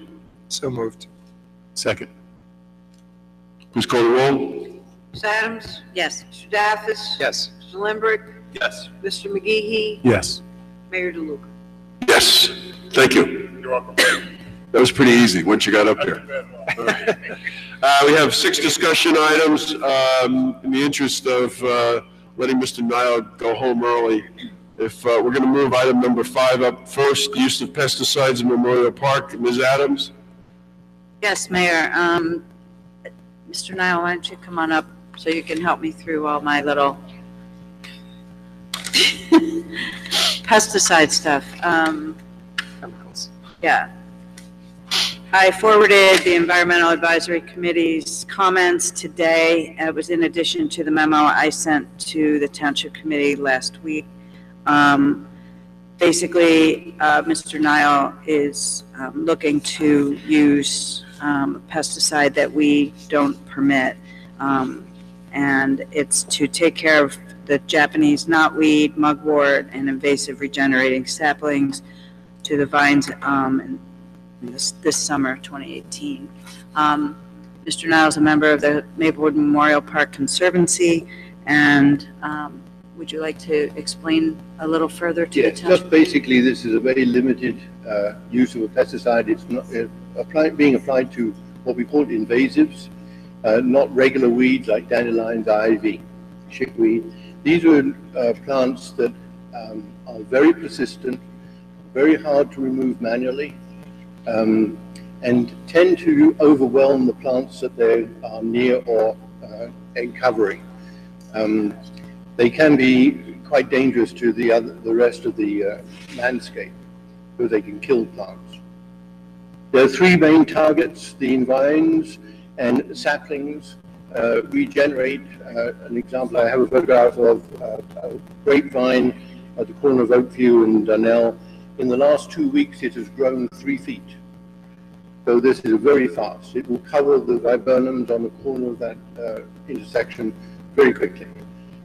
We took a lot of debris off it last year, and it'll come all back again within another month or so. The easiest way to kill it is to cut the vine and paint the exposed cut with concentrated glyphosate. This is we all know it as Roundup. It goes down to the roots and kills the roots. The roots can be 3 feet below ground. They're long, tenderly roots on grape. We would do that with saplings like ailanthus. They're easy to cut. If you paint the exposed cut with Roundup, it goes down to the bottom. You don't have to worry about it coming back. We have at the Oakview Bridge area on both sides of the river ailanthus that's coming up and which was cut down last year. It's now above the shrubs. So this is why we would use it just on those one occasions. The other is mugwort. This is a weed that grows to about 4 feet. It's very prolific, and its roots, it dies back to the ground at wintertime, but the roots are very active. If you try to pull it, the roots break, and the remaining bits of the roots regrow next year. We got your permission currently last year to hand spray under very limited conditions, no breeze, large droplets, putting a tarp down to protect anything around it, and it was very successful. I have a photograph, if you'd like to see it, of where the area that was treated now has only very small pieces of mugwort left. It means there are about 3 of them in an area of at least 100 square feet. Right by the duck pond. But by the duck pond, yes. Right beside it is another area that didn't get spray. I don't know why it didn't, but it didn't, and that's now, it's already 3 feet high. So we would like to have a permission to respray that area. And the small pieces that are left, we'd spray those too, just so it doesn't regrow. Now, the Environmental Advisory Committee looked at all that. They thought that that the invasive nature of those weeds is a serious problem. It's very hard to remove by hand. It's basically impossible to remove by hand. And they thought that the amount of Roundup that we'll be using is appropriately limited, very small. They did ask that we carry out a couple of experiments to see if we can dominate Japanese, I didn't mention Japanese knotweed. There we would inject the stem with a solution of Roundup. The stems are hollow. You go in and you inject it, and it just stays entirely within the plant. Goes down to the roots, kills the plant. And the roots of Japanese knotweed can be, or the crown of it can be 3 feet below the ground. So you can imagine how hard that is to get rid of, 3 feet. And it's very woody, so it's hard to get out too. We are doing an experiment with Japanese knotweed to see if it can be exhausted. What you do is you take out all the stems you can see and wait for the new stems to grow, which will grow in about a month. You take those out, and you do that 3 times a year, and you do it for 3 years. The idea is that you'll exhaust all the energy in the crown of the plant, so it will be so weak following that that it will basically not be a problem. So the Township Committee, the Environmental Advisory Committee had their reservations, some members, about using this and the concern they had about repeatedly approving it, but they felt confident that Niall was not only careful but thoughtful about the process and would only be requesting it if it were absolutely necessary. So they recommend approving. So it's up to this committee to decide tonight. Well, I'll say this, reading your notes and was provided, and actually thank you very much for this very, descriptive and detailed presentation and of the action needs to get taken place. I mean, I'm in support of what you want to do because you've done the due diligence, you've articulated very well. It's definitely something that's beyond most people's comprehension in this town, but, but it's important. And I know in the note here you talked about, there's an alternate way, but it's heavy labor intensive. We haven't identified people to do it yet.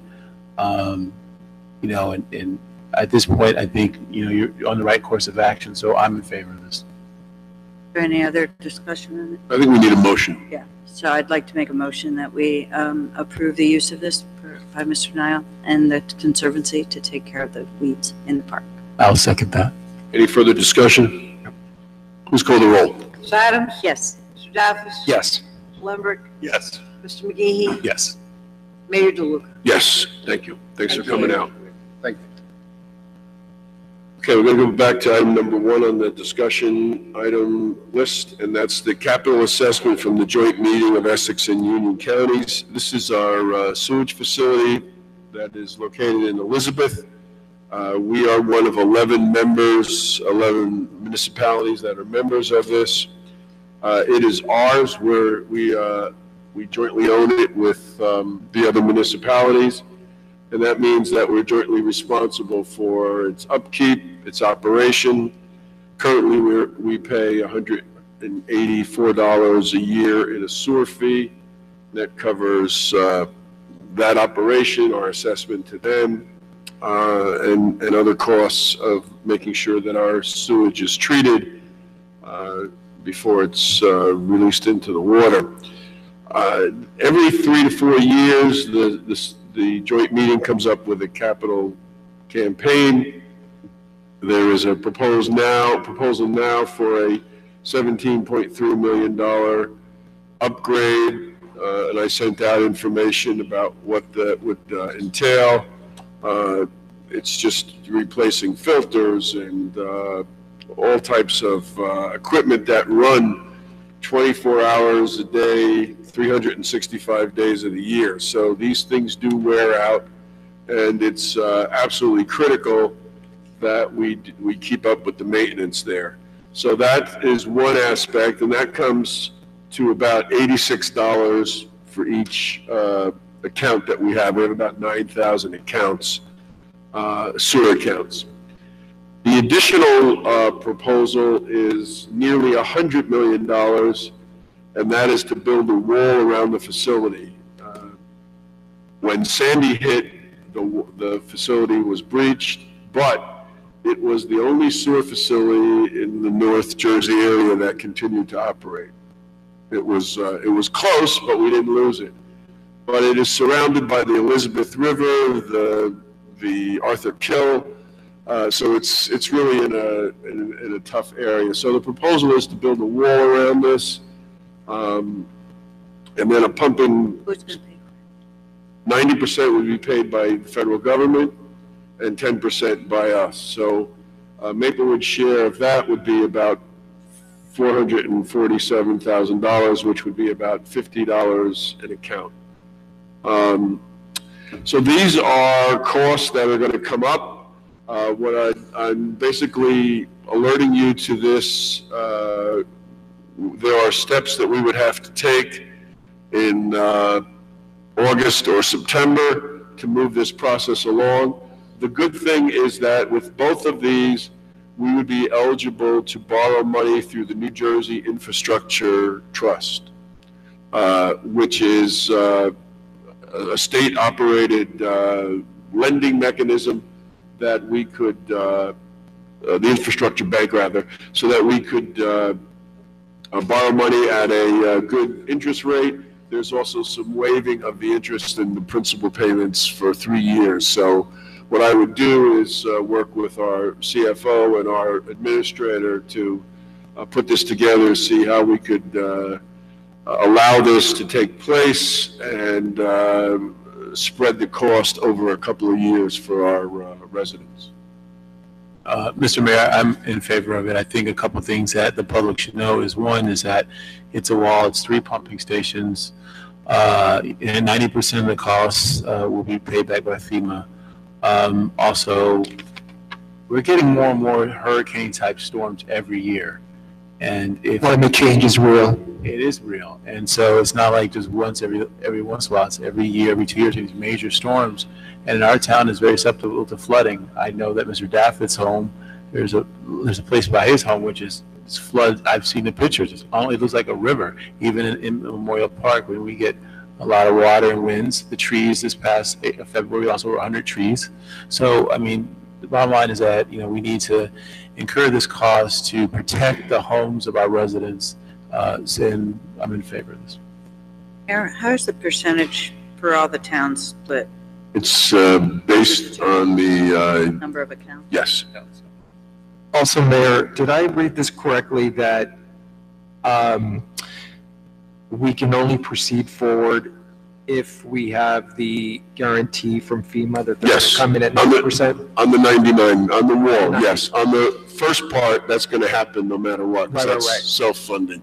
Right. But yes, we will not proceed unless FEMA provides the 85% to 90% cost. And when do we expect to receive that? There will be this year we would expect to get the commitment from FEMA. I see. Thank you. And again, I just want to state, as I read it, it's not just the wall, it's also the construction of 3 pumping stations as well. Yes. So I mean, it's a wall and pumping stations, so it's not just a wall.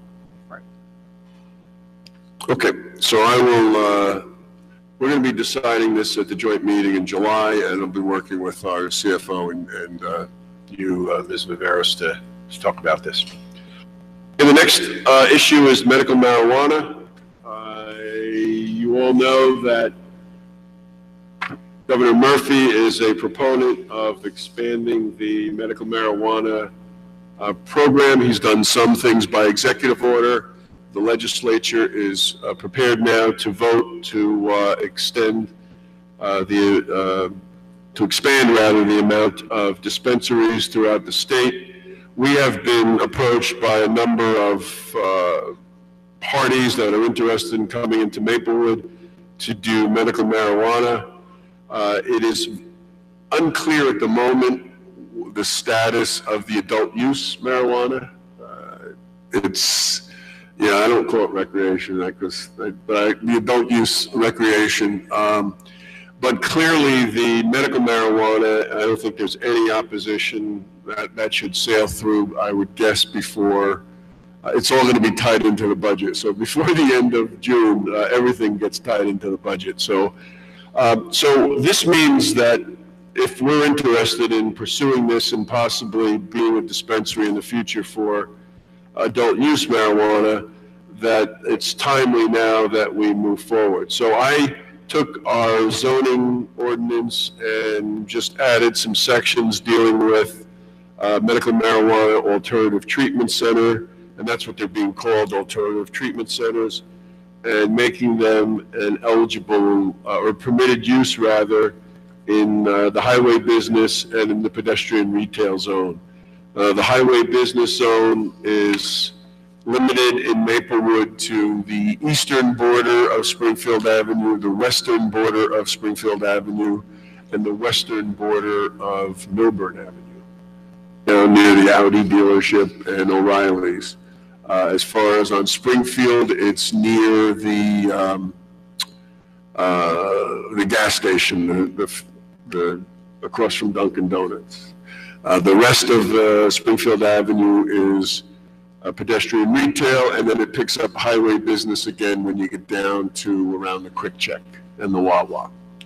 So if we were inclined to move forward on allowing medical marijuana facilities to come here, I've put together some basic zoning requirements based on other towns. I used Westfield as an example and some other towns.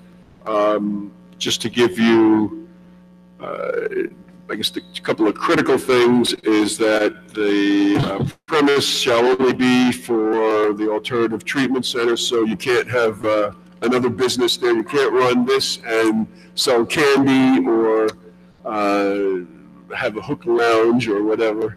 You can just do this. The entrance to the treatment center shall be no less than 200 feet from the main entrance of a public or private elementary, middle, or high school or house of worship.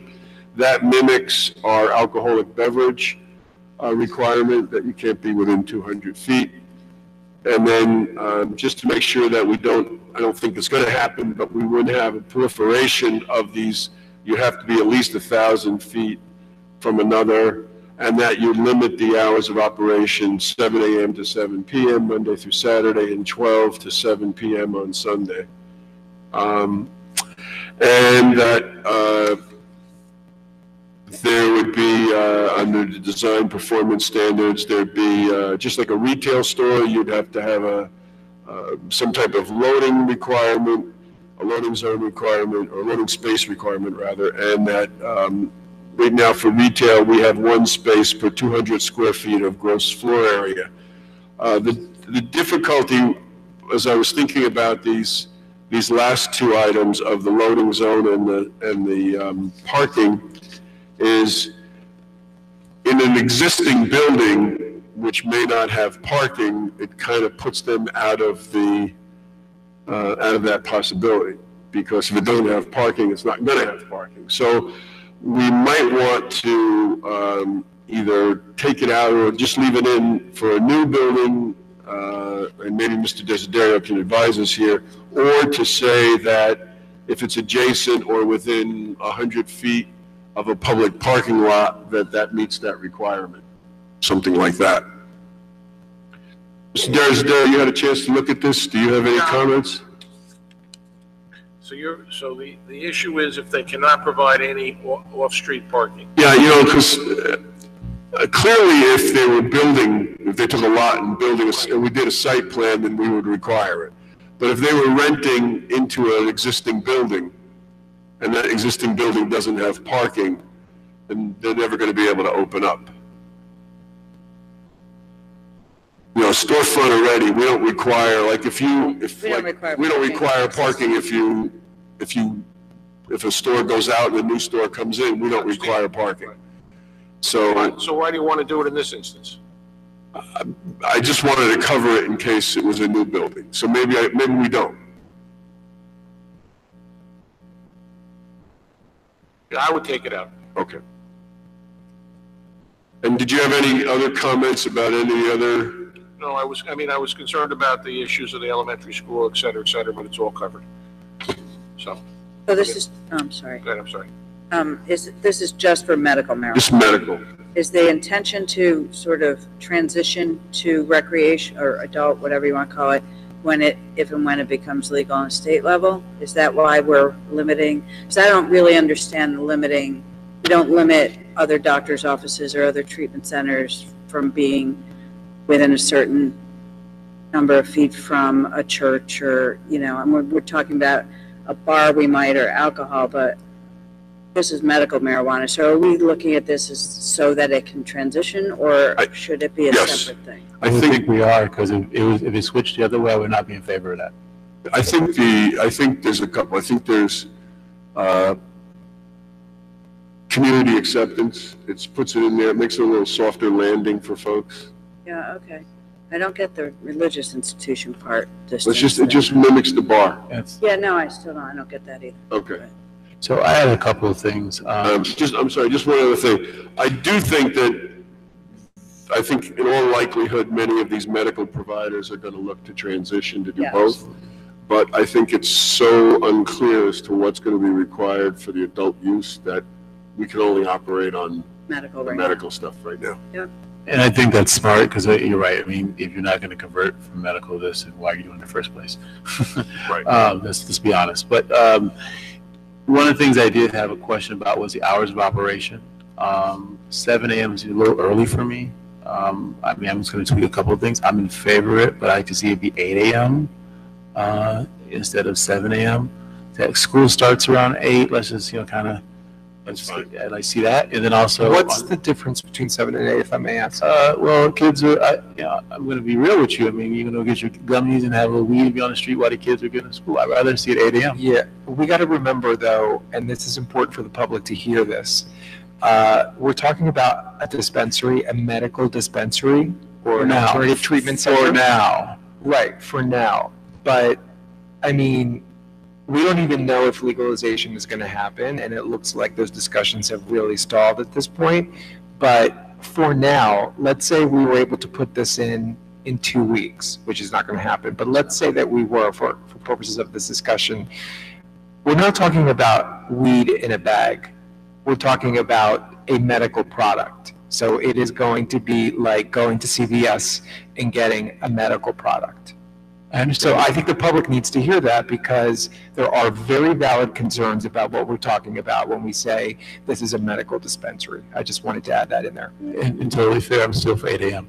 I still think it doesn't need to be that early. I think the thing is, if you look at this like a pharmacy, and I think to the degree that if we have a lot of activity with kids going to and from school and other people going to work, maybe pushing it back an hour allows some easing of that traffic. That's what I'm looking for. And also we get the delivery issue that, if it opens at 7, does that mean the delivery has to come at 6 in the morning? Right. And we run into that problem. I was just thinking about patients who may want to, who have to go to work and get on the train, so they're going to go and get their treatment before they get to work. but those other concerns are valid as well. Fair. And while we're on it, the 7 p.m., I'd rather it be 6 p.m. on Sunday. So 12 to 6 on Sunday, I'm okay, and 8 a.m. to 7 p.m. Monday through Saturday. And I'm looking at this too also as this is going to convert from what we're calling it to what it really is going to be. I just want to be very transparent. So let's go ahead and do it now, just like we're doing with the 200 feet and so forth. Let's take care. Just to that end, I mean, I think we've all stated we're in favor of legalization of recreational or adult use. When you have those, it's not like there's somebody selling weed on a street corner, like, so the hours part, and I'm fine with 8 o'clock. I'm just saying that there's a lot of security and proof of ID and all that stuff. It's not like a 12-year-old can walk into a Yeah, I know you're telling the public. I know that. You know, so. Yeah. I'm just saying. No, but it's important for the public to hear. Yeah, for the public, yeah, we all know that. I mean, it's agreed. I mean, Right, it's actually safer when it's legal than when it's not. Absolutely. You have family, we both have family in Portland, Oregon, and it's extremely legal there, so we know firsthand.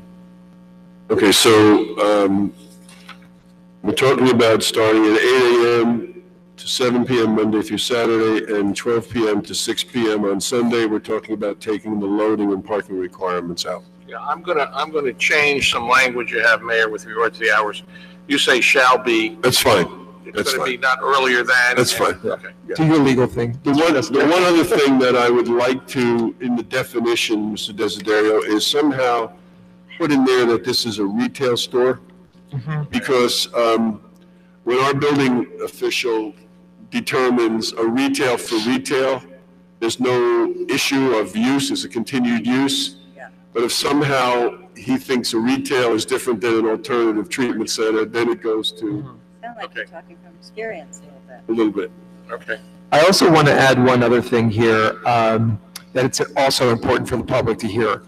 And that is that when we're thinking about doing this, we're not just thinking about having another commercial tax rateable. We are very concerned and very cognizant of the effect that this can have to the neighboring community. And so in that regard, you know, these zoning proposals are very, very important as to where it could be and how far away from the school and this, that, and the other, highly regulated like, you know, a liquor store. But also important to mention that in our discussions thus far with a couple of parties who have expressed an interest in coming here to Maplewood to open a medical dispensary, we are interested and we are encouraging some sort of social benefit in return to working with them in opening such a dispensary, such as having staff who are part of a reentry program, such as including addiction awareness or education as part of the business model. I don't know if we can actually you know, do that legally, but it's certainly a conversation that we've been having with parties, and they certainly recognize our need to receive a social benefit to do this kind of thing. So if everyone's okay, we'll ask Mr. Desiderio to put it together for introduction at the next meeting. And then we can send it to the planning board in July. And then hopefully have it on the books by beginning of August. I would really hate to lose out because there's going to be a lot of stuff moving real quick. Yes. Absolutely. Next couple months. Okay. Another change in the state law, and that's the liquor licenses. There is actually movement on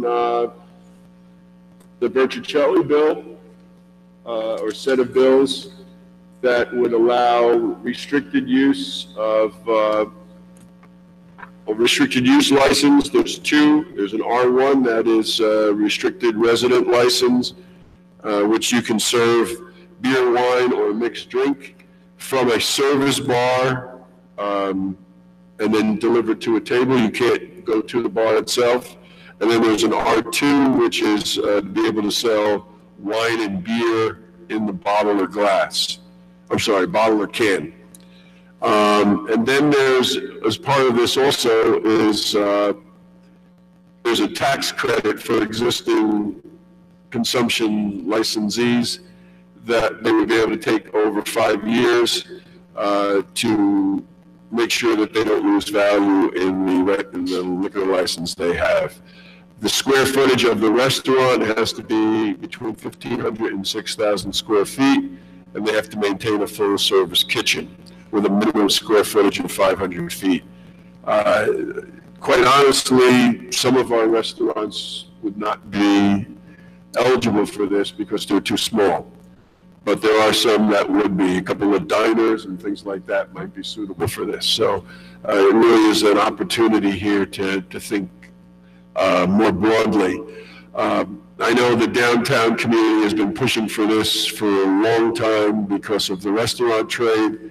And I would urge us to go on record in support of the Assembly bill here and let our Assembly members know that we're in favor of it. I'm in favor of this, absolutely. It's one of the most sensible things, along with the gun safety package that the Assembly pushed forward recently that has come out of the Assembly. You know, we really have antiquated liquor license laws in New Jersey, and the time has come to move forward and help our businesses be more competitive and give consumers more options. Can we get a motion to support 3494? I'll move that. Is there, I still have something else to say. Oh, I'm sorry. Yes. We're discussing this, Yes. right? Well, we were going to discuss it before we voted. Yeah, Go ahead. all right, so I am in favor of it. I think the R1, R2 makes a lot of sense. The question I had, and you start to talk about it toward the end of the bill, is what happens to current liquor licenses? And if you notice, at the end of the document, it talks about, you know, a loss in terms of valuation for a liquor license because of the new R1, R2. And so knowing that we have a new liquor license that's coming up, how is that going to impact our potential raise of revenue for that liquor license? Probably be auction before it. Yeah, I mean, and if you know, and exactly, so the valuation of it, wherever that number was, now that this may go through, I would, the savvy investor would probably not invest as much. So, and then those who have it appraised according to this documentation, if it's devalued and is worth, then they get tax credits. So I mean, there's some teeth to this. There's definitely teeth to it. I'm in favor of it. I guess I'd like to us do have our CFO do a model based on the number of restaurants in town by square footage, and just kind of get an idea of how many R1, R2 potential licenses we would have. And is there going to be a cap on this? Are we going to cap it or not? Okay, just ask. I don't think you can cap it. Okay, so anyone who, and then it was 2,500 goes to us, and then the difference goes to the state, right? Yes. But then the other license, but that was a fixed cost, 2,500 of 3K, and that was for the small square footage. And then that means, and it says 10,000 for the bigger square footage. Is that also, is it a fixed 2,500 fee? Because that means then the state gets 7,500 on that 2,500. And we only get, like, so it's not an equal balance, right? So 2,500 of the 3,000 goes to us, 500 goes to the state, but for a bigger square footage and a license, the $10,000, we only get 25% of that. So that's a little number I would like us to analytically take a look at. You know, maybe we should get a higher percentage. Maybe we can mention that to our reps. They could be bumped up a little bit. It's on page, I have it on both sides, but it's like page 2. It's on the second page. Second page. License is $3,000 for a restaurant with a square footage of 1,500 to 3,000, and 10,000 for a restaurant with square footage of 3,001 to 6,000. The fees imposed for the restricted beer and wine license are half, blah, blah, blah. In the next paragraph, it says, initial fee and renewal fee are to be paid in the following manner: $2,500 of the fee for restricted license and $1,250 for the R2. So is that not scalable? If that's a fixed fee, then obviously the state's going to want us to push for the bigger square footage restaurants to get these licenses. So that could be something that we can put into our note to them. Yeah, I'd like to see us get a little more money back for our town. Okay. Okay. Mayor, how are we going to note our support? Are we going to do a resolution? Yes, we're going to do a motion in support of Assembly Bill 3494, and we're going to offer a recommendation that the amount that the municipality receives is, well, we should do 50% of, yeah, we should just, it should be higher amounts. We can look at those higher amounts. I think, while I agree with that in concept, I wonder whether the percentage is higher on the state side because they need to provide funding for the tax breaks or the devalued liquor licenses already existing. And that could be the case. Yeah, So we can negotiate. Let's see what they come back with. The other thing, going back to our sale of the liquor license, remember, this, you're not going to be able in one of these places to go sit at a bar and order a drink. Right. So that's the beauty of having the license that Coda has, or the Cassidy or O'Reilly's.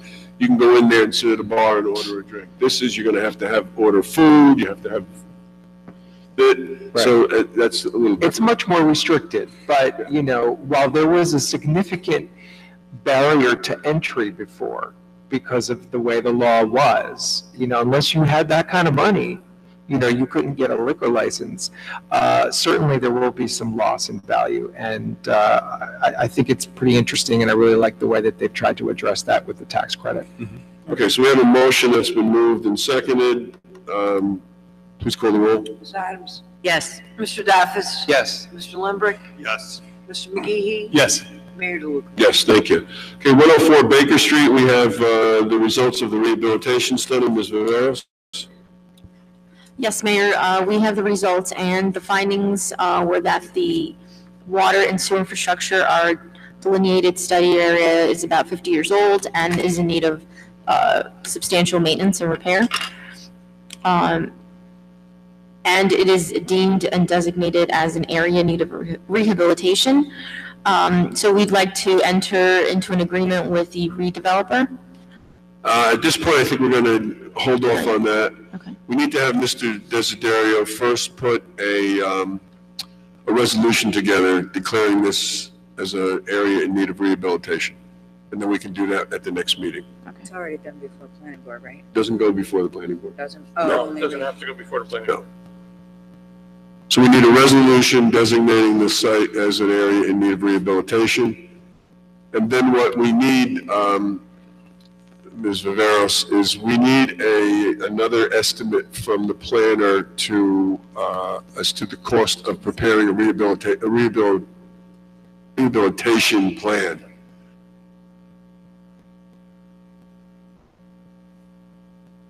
And if we can get that at the next meeting, then we can contract with them to do the plan, and we can also declare it in need of rehabilitation at that same time on the 19th.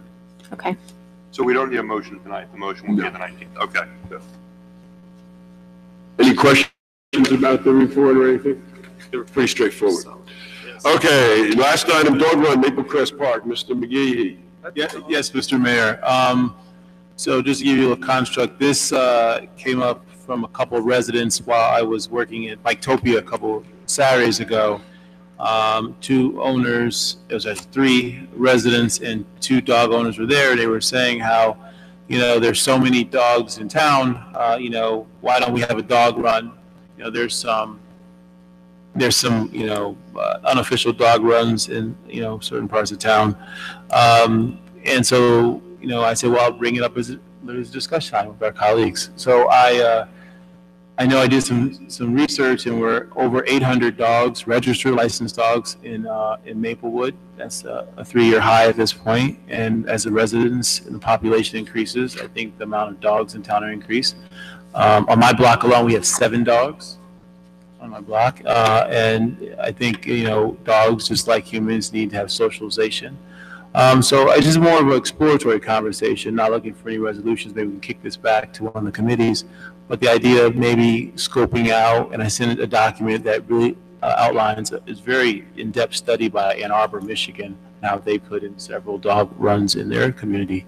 And it would be great to consider, potential bearing real estate dog runs maybe one in Maple Crest Park, maybe, one in Memorial Park, and maybe one, or at least one maybe in the Memorial Park. Wow. We have their own dog run anyway, as it's kept.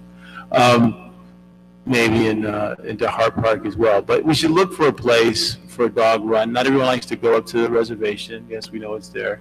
And it would be something that we can offer our residents in our community. In the city, they use very small dog runs. It doesn't have to be lavish. I mean, there's some requirements. But, I am a dog lover, a dog owner. I know Committeewoman Adams is a dog owner and lover, and we'd just be interested in having a dialogue and gauge the interest of this body of having a potential dog run, maybe starting a small one within reason in Maple Crest Park. Whereabouts in Maple Crest? I don't know. That's why it's a pure For discussion? Yeah. Well, I went over the thing you sent, and I personally don't think there's any room at Maple Crest. We're already, we're still trying to find a location for sure for basketball court. And also, I really don't think any of our parks are suitable for it. And I know this years ago was discussed, and there's sort of a pseudo unofficial dog run in early mornings in Maplewood Memorial Park that we don't know anything about.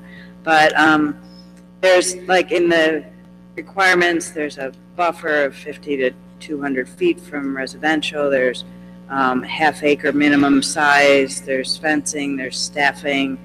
There's adjacent land use and water line for water and parking and conflict with play areas or sports. And I know this is a desire because, I would like it too, because most of us live on small lots and you want to take your dog for a run, so it's hard.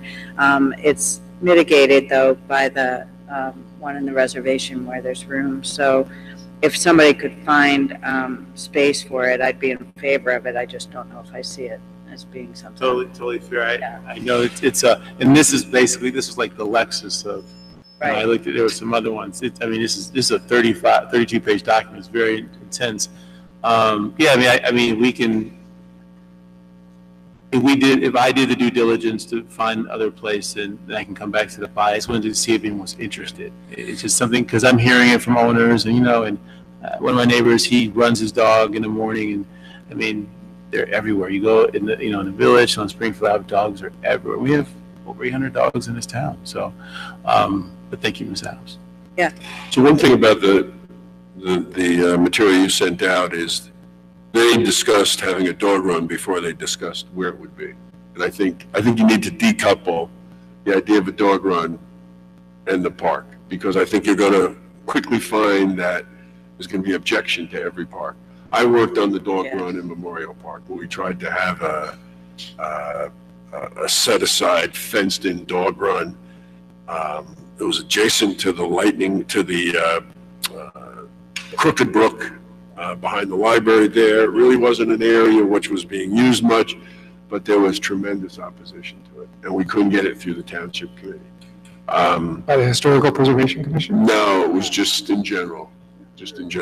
So I think it's worthy of having a conversation. It's going to come down to location. And do we have suitable area? Because you have to fence it in, all those things you talked about.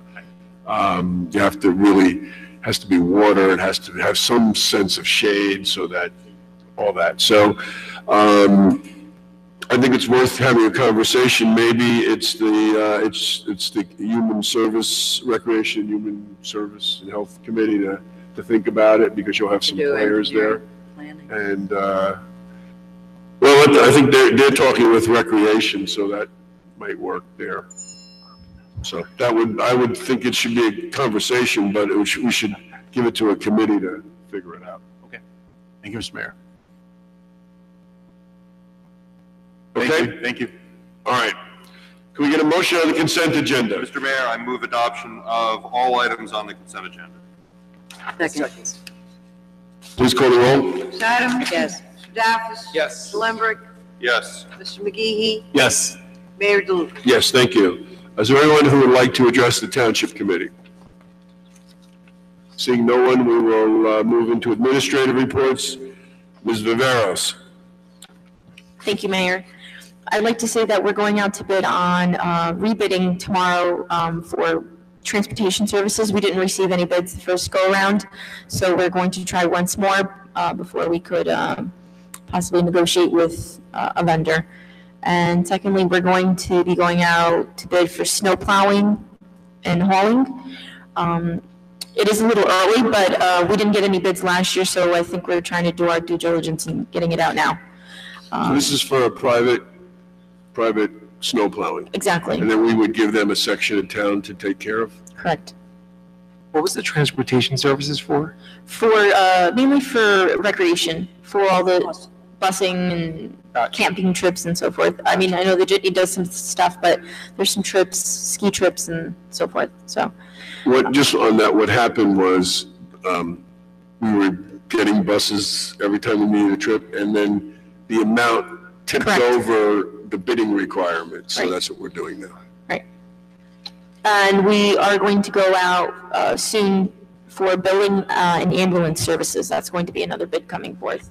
And then just a couple of other things coming up in some of our departments. DPW, this coming Saturday from 8 to 2, electronics recycling. We just, this past Saturday, had the bulk drop off, so then with regard to court, they're still hosting some POPCA level classes, and we are having our annual security committee meeting tomorrow. And recreation, they're very busy. Pool opened up. It was a great day. Unfortunately, the rest of the weekend was a little rainy, but they did have a successful first day. We had our first farmers market this Monday. It was a great turnout. We had some live entertainment. We're planning on having that once a month.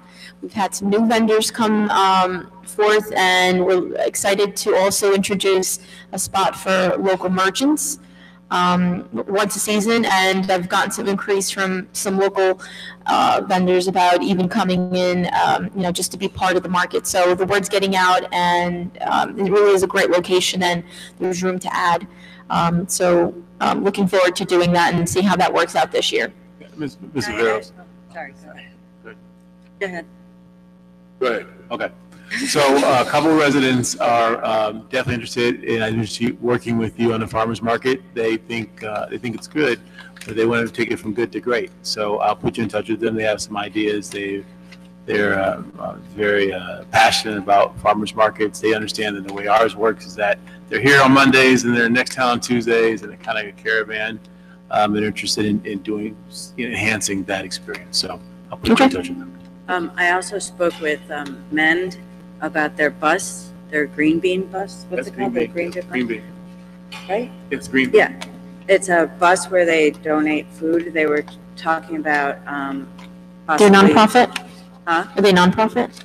Or nonprofit? Are they a nonprofit? Yeah, but it'd be a bus where they collect. People can buy things. It's almost like the gift program in Summit. So they can buy things and then give them to that along with what they buy for themselves. They can donate to the bus. They were talking about wanting that maybe once a month in the parking lot behind the farmers market, because there's plenty of parking. They can go.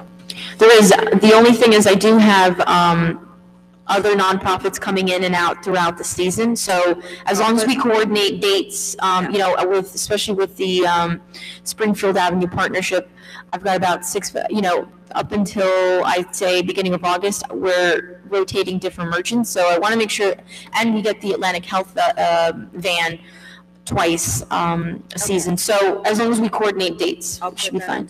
Yeah. Okay. Library, they're having their book festival this weekend. And that's all I have for you. Any questions? Mr. Desiderio. Mayor, I have no report other than to officially congratulate and welcome Ms. Vivieros as our administrator. This is her first meeting, and I look forward to working with her. Thank you. As do we.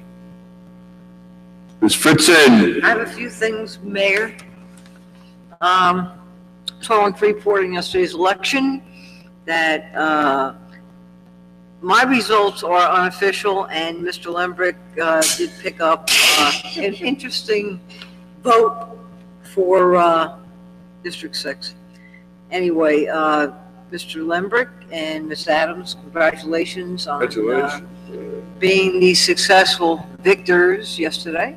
All right, who had And more? I know, but it was just, I don't want to ruin It's all the tally. Anyway, the error is in District 6, and if you see, it's a definite typo. We had a couple of issues with machines early on in the morning, District 7, District 19, and they were corrected with emergency ballots, and interestingly enough, in one district with provisional ballots, but we'll see what happens there. District 19, the cartridge did not come out of the machine at the end. We even sent additional help up there, but it did not. But I did have the numbers on the sheets. District 22, as you'll notice, I have no totals because they're going to have to open up that machine. The sheets that I got were really the day sheets, which are all zeros. So I don't have numbers for 22. And you can see the voter turnout was very low, but there weren't a lot of candidates on the ballot. So, it doesn't matter. The staff that I have has to do the same work, whether we have a low voter turnout or a high. So I have a great election staff. They work it like a machine at night. Everything's perfect. And I want to say thank you to all of them, and for those of you that recognize that. Next, our meeting for June 19th. We'll start off in the Maplewood Police and Court Building. And actually tomorrow morning, I called a vendor to get that going and make the switch over, and struggle with Comcast and Fios to make sure that, the stagnant channels, because they call them dormant, have to get them reactivated, and I hope I will do my best. ABC resolutions, talking about ABC, the renewals will be slated for the next meeting on the agenda for the one club we have, not more than one, obviously, distribution and consumption licensees. So, as you ask for every year, I've asked for reports, and I do already have them from police, fire, court, health department, and I'm just waiting on the code enforcement report on the licensees, because as we all know, this is your leverage time. If we have property maintenance issues, then you don't necessarily have to pass that license for renewal. So we really work hard to get those reports. Cafe licenses, very slow. We have about 3 licensed thus far. So we'll keep going. And I asked code enforcement yesterday to have one of our restaurants in Maplewood Village please take their winter enclosure down, because it's still up. And they did speak to him, and he promises it'll be down tomorrow. It's a restaurant in the village. Okay. And it is. That's Anything okay. else? I just ate that in. I have questions. Yep. So, Ms. Fritzen, just on District 22, the county has numbers up on its website. Is that a mistake, or how would the county? They very well went off. I don't know how they do, because I don't have numbers. But Okay, again, because the county has numbers on 22 and we don't, and the county doesn't have numbers on 13 and we do, so I'm just trying to figure out what that's a mystery. Because is it the county that has to certify the results? It's or? a county. Yeah. My numbers are unofficial. Yeah, so we're going to have to make sure with them that, because if they have numbers we don't and we have numbers they don't, I don't know how they can certify. It's going to take a few days. Okay. And then, as you know, they still have to check the provisional ballots, any emergency ballots that were used. They're going to have to open up the machines in at least 2 cases. And I believe today I did give you the absentees. And the other thing is the write-ins. We did start looking at the write-ins specifically for the Democratic County Committee, because I need to get those cards in the mail really by tomorrow. So several of the county committee seats that had no petition filed did have at least one or more votes to elect a member, either male or female. And you actually have that. I made a copy. Yes, yes. We have. You have a write-in list. Yeah, we have the absentee ballot list. Do you have the write-ins? I only got the absentee ballot list. I wrote the write-ins right on the county committee sheet for you. Wrote them in. Wrote them in? I think I gave you, and if not, you'll get it tomorrow, the county committee sheet. No, we don't have it. Okay, yes, yes. So we got the absentee ballots for the county committee, but not any of the write-in. Okay, so I think it was only one county committee that had no filing, that still had nobody, but most of them had enough votes to secure a spot. Okay, so you can get us that tomorrow? Yes, I apologize because I thought I gave it to you today. Okay, not a problem. Do you know what the timing is in terms of the counting the emergencies and the provisional ballots? Because I had one resident had to cast one who said, do you know when he'll find out? Like, will the voter ever find out whether or not? The voter will never find out. Okay. The voter will not find out. The voter should assume that if they were a registered voter and for some reason they were not in the book, that their vote counted. Okay, but do you know what the timing is in terms of when the county? Yeah, probably sometime mid next week. Okay. And we'll get that report too. Okay. All right, thank you. Okay, thank you. We have to go into close, so if we could keep our reports tight, it would be good. Mr. Daffis. Thank you, Mayor. A couple things. I'll start with senior initiatives, friendly senior initiatives. Kathy Rowe and I had a very fruitful meeting with county the other day, actually yesterday, I believe it is, during which time we were able to fill in some gaps in information that we had here locally about what's available in terms of transportation, in terms of financial assistance, in terms of mental health services, and so on and so forth. The meeting, I think, is the beginning of a new relationship with county in this regard, and we could be their ambassadors here in terms of getting the information out about what they do.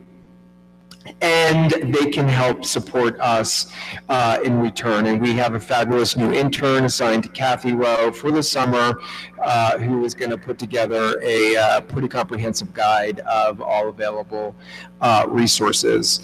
Also, Kathy Rowe put together a terrific transportation summit today at SOPAC. Which also was specifically geared towards transportation services and options for seniors. And all of that information will soon be available on the twotowns.org website for folks. If they missed the summit in person, it was not recorded, but the presentations and all the different options will be available there. And we continue that conversation. In terms of the Municipal Alliance Board, I think Bob Rowe gave an excellent summary, so I'm going to leave it at that. In terms of CCR celebrated another annual event of its Crossroads Festival in Memorial Park this past Saturday, and on Sunday we had an awesome kickoff to Pride with the Equality March and Rally. A lot of folks came out. It was wonderful to raise both flags, the Pride flag and the trans flag, right next to our beautiful nation's flag, and a lot of people came out in support, so that was great. And to that end, in terms of Pride, as the mayor announced earlier this evening, and as some folks have already gotten a sneak peek, we're very proud to unveil and dedicate our historic rainbow-striped crosswalks at the intersection of Valley and Oakview tomorrow evening. Out here on the steps and on the lawn, family fun activities, rainbow sherbet, DJ, dancing, music, balloons, face painting. It's all free. We welcome everyone to come out and celebrate with us. These are truly historic crosswalks in that this has never been done before on a county road, and very few cities or towns across the world have done so permanently as we are doing. I need to add here that this is not just a symbol and a permanent marker of who we are as a community, but it's also a public safety project in that traffic studies have shown that colored crosswalks, painted, artistic crosswalks, even murals within squares of crosswalks, surrounding crosswalks, are more effective because they become more visible, and therefore drivers reduce speed upon approaching them. So it's a terrific pride symbol of our community, and it's also an important public safety measure. That's all I've got. Thank you. Ms. Adams? No report, Mayor. Thank you. Mr. McGehee? No report, Mayor. Thank you. Mr. Lindberg? Yes, Mr. Mayor. First, I'd like to thank our township clerk, Liz Fritzen, and Sonia Harrison, and their entire team, including the poll workers, for doing an outstanding job as usual yesterday, running the primary election. A number of machine malfunction and issues sort of that were out of their control, but they did a professional job as always, even under difficult circumstances. However, I will differ from our clerk on one point, which is that when you look at as a historical matter versus the last several midterm elections, turnout yesterday was actually very high. Turnout was from just looking at 2014, 2010, and 2006, at least 3 times as high, and in some cases 4 times as high as those midterm years. So obviously we're hoping it will be higher, but midterm primaries historically have very, very low voter turnout, and yesterday was just low, but much higher than usual. My second item on the report is to say that the pool had a great opening 2 weekends. We had the opening day, a very long line of members outside waiting to get in right when it opened at noon. It was a perfect day, 90 degrees, great day to be in the water. People have been enjoying the food, the lobster rolls, and other items from Freeman's, and remind people it is still not too late whether to join as a full season member or an August only member. You can still get your pool membership, so get them while it's hot. I want to thank the residents who came out last week to our meeting at the Woodland, our community forum, to discuss the preliminary proposals for one-way traffic on a stretch of Maplewood Avenue. We got some really good feedback there, and we're certainly looking at that, and it was really great. I enjoy all these forums when people, whether it be in a particular neighborhood or on an issue, are able to come out and interact directly with our township department heads and our elected officials, and we can hear their concerns directly. The next item I wanted to address is I've been following closely the goings-on in Trenton on school funding. Senator Sweeney has come up with another proposed legislation, and it's one that a number of us around here have been waiting for a long time. It would phase out adjustment aid, basically taking away, shifting funding from districts that are overfunded and from the state and not paying their local fair share, not taxing themselves enough to pay for their public schools, even though they have the ability to do so, and the state has been making up that difference, and also relaxing some of the caps that make it difficult for school districts to make the spending that they need, even when they would like to do so. So I'll certainly be keeping an eye on that and I may have more to say about that at our next meeting on June 19th. Finally, I will just note my excitement and hope the state follows through down in Trenton.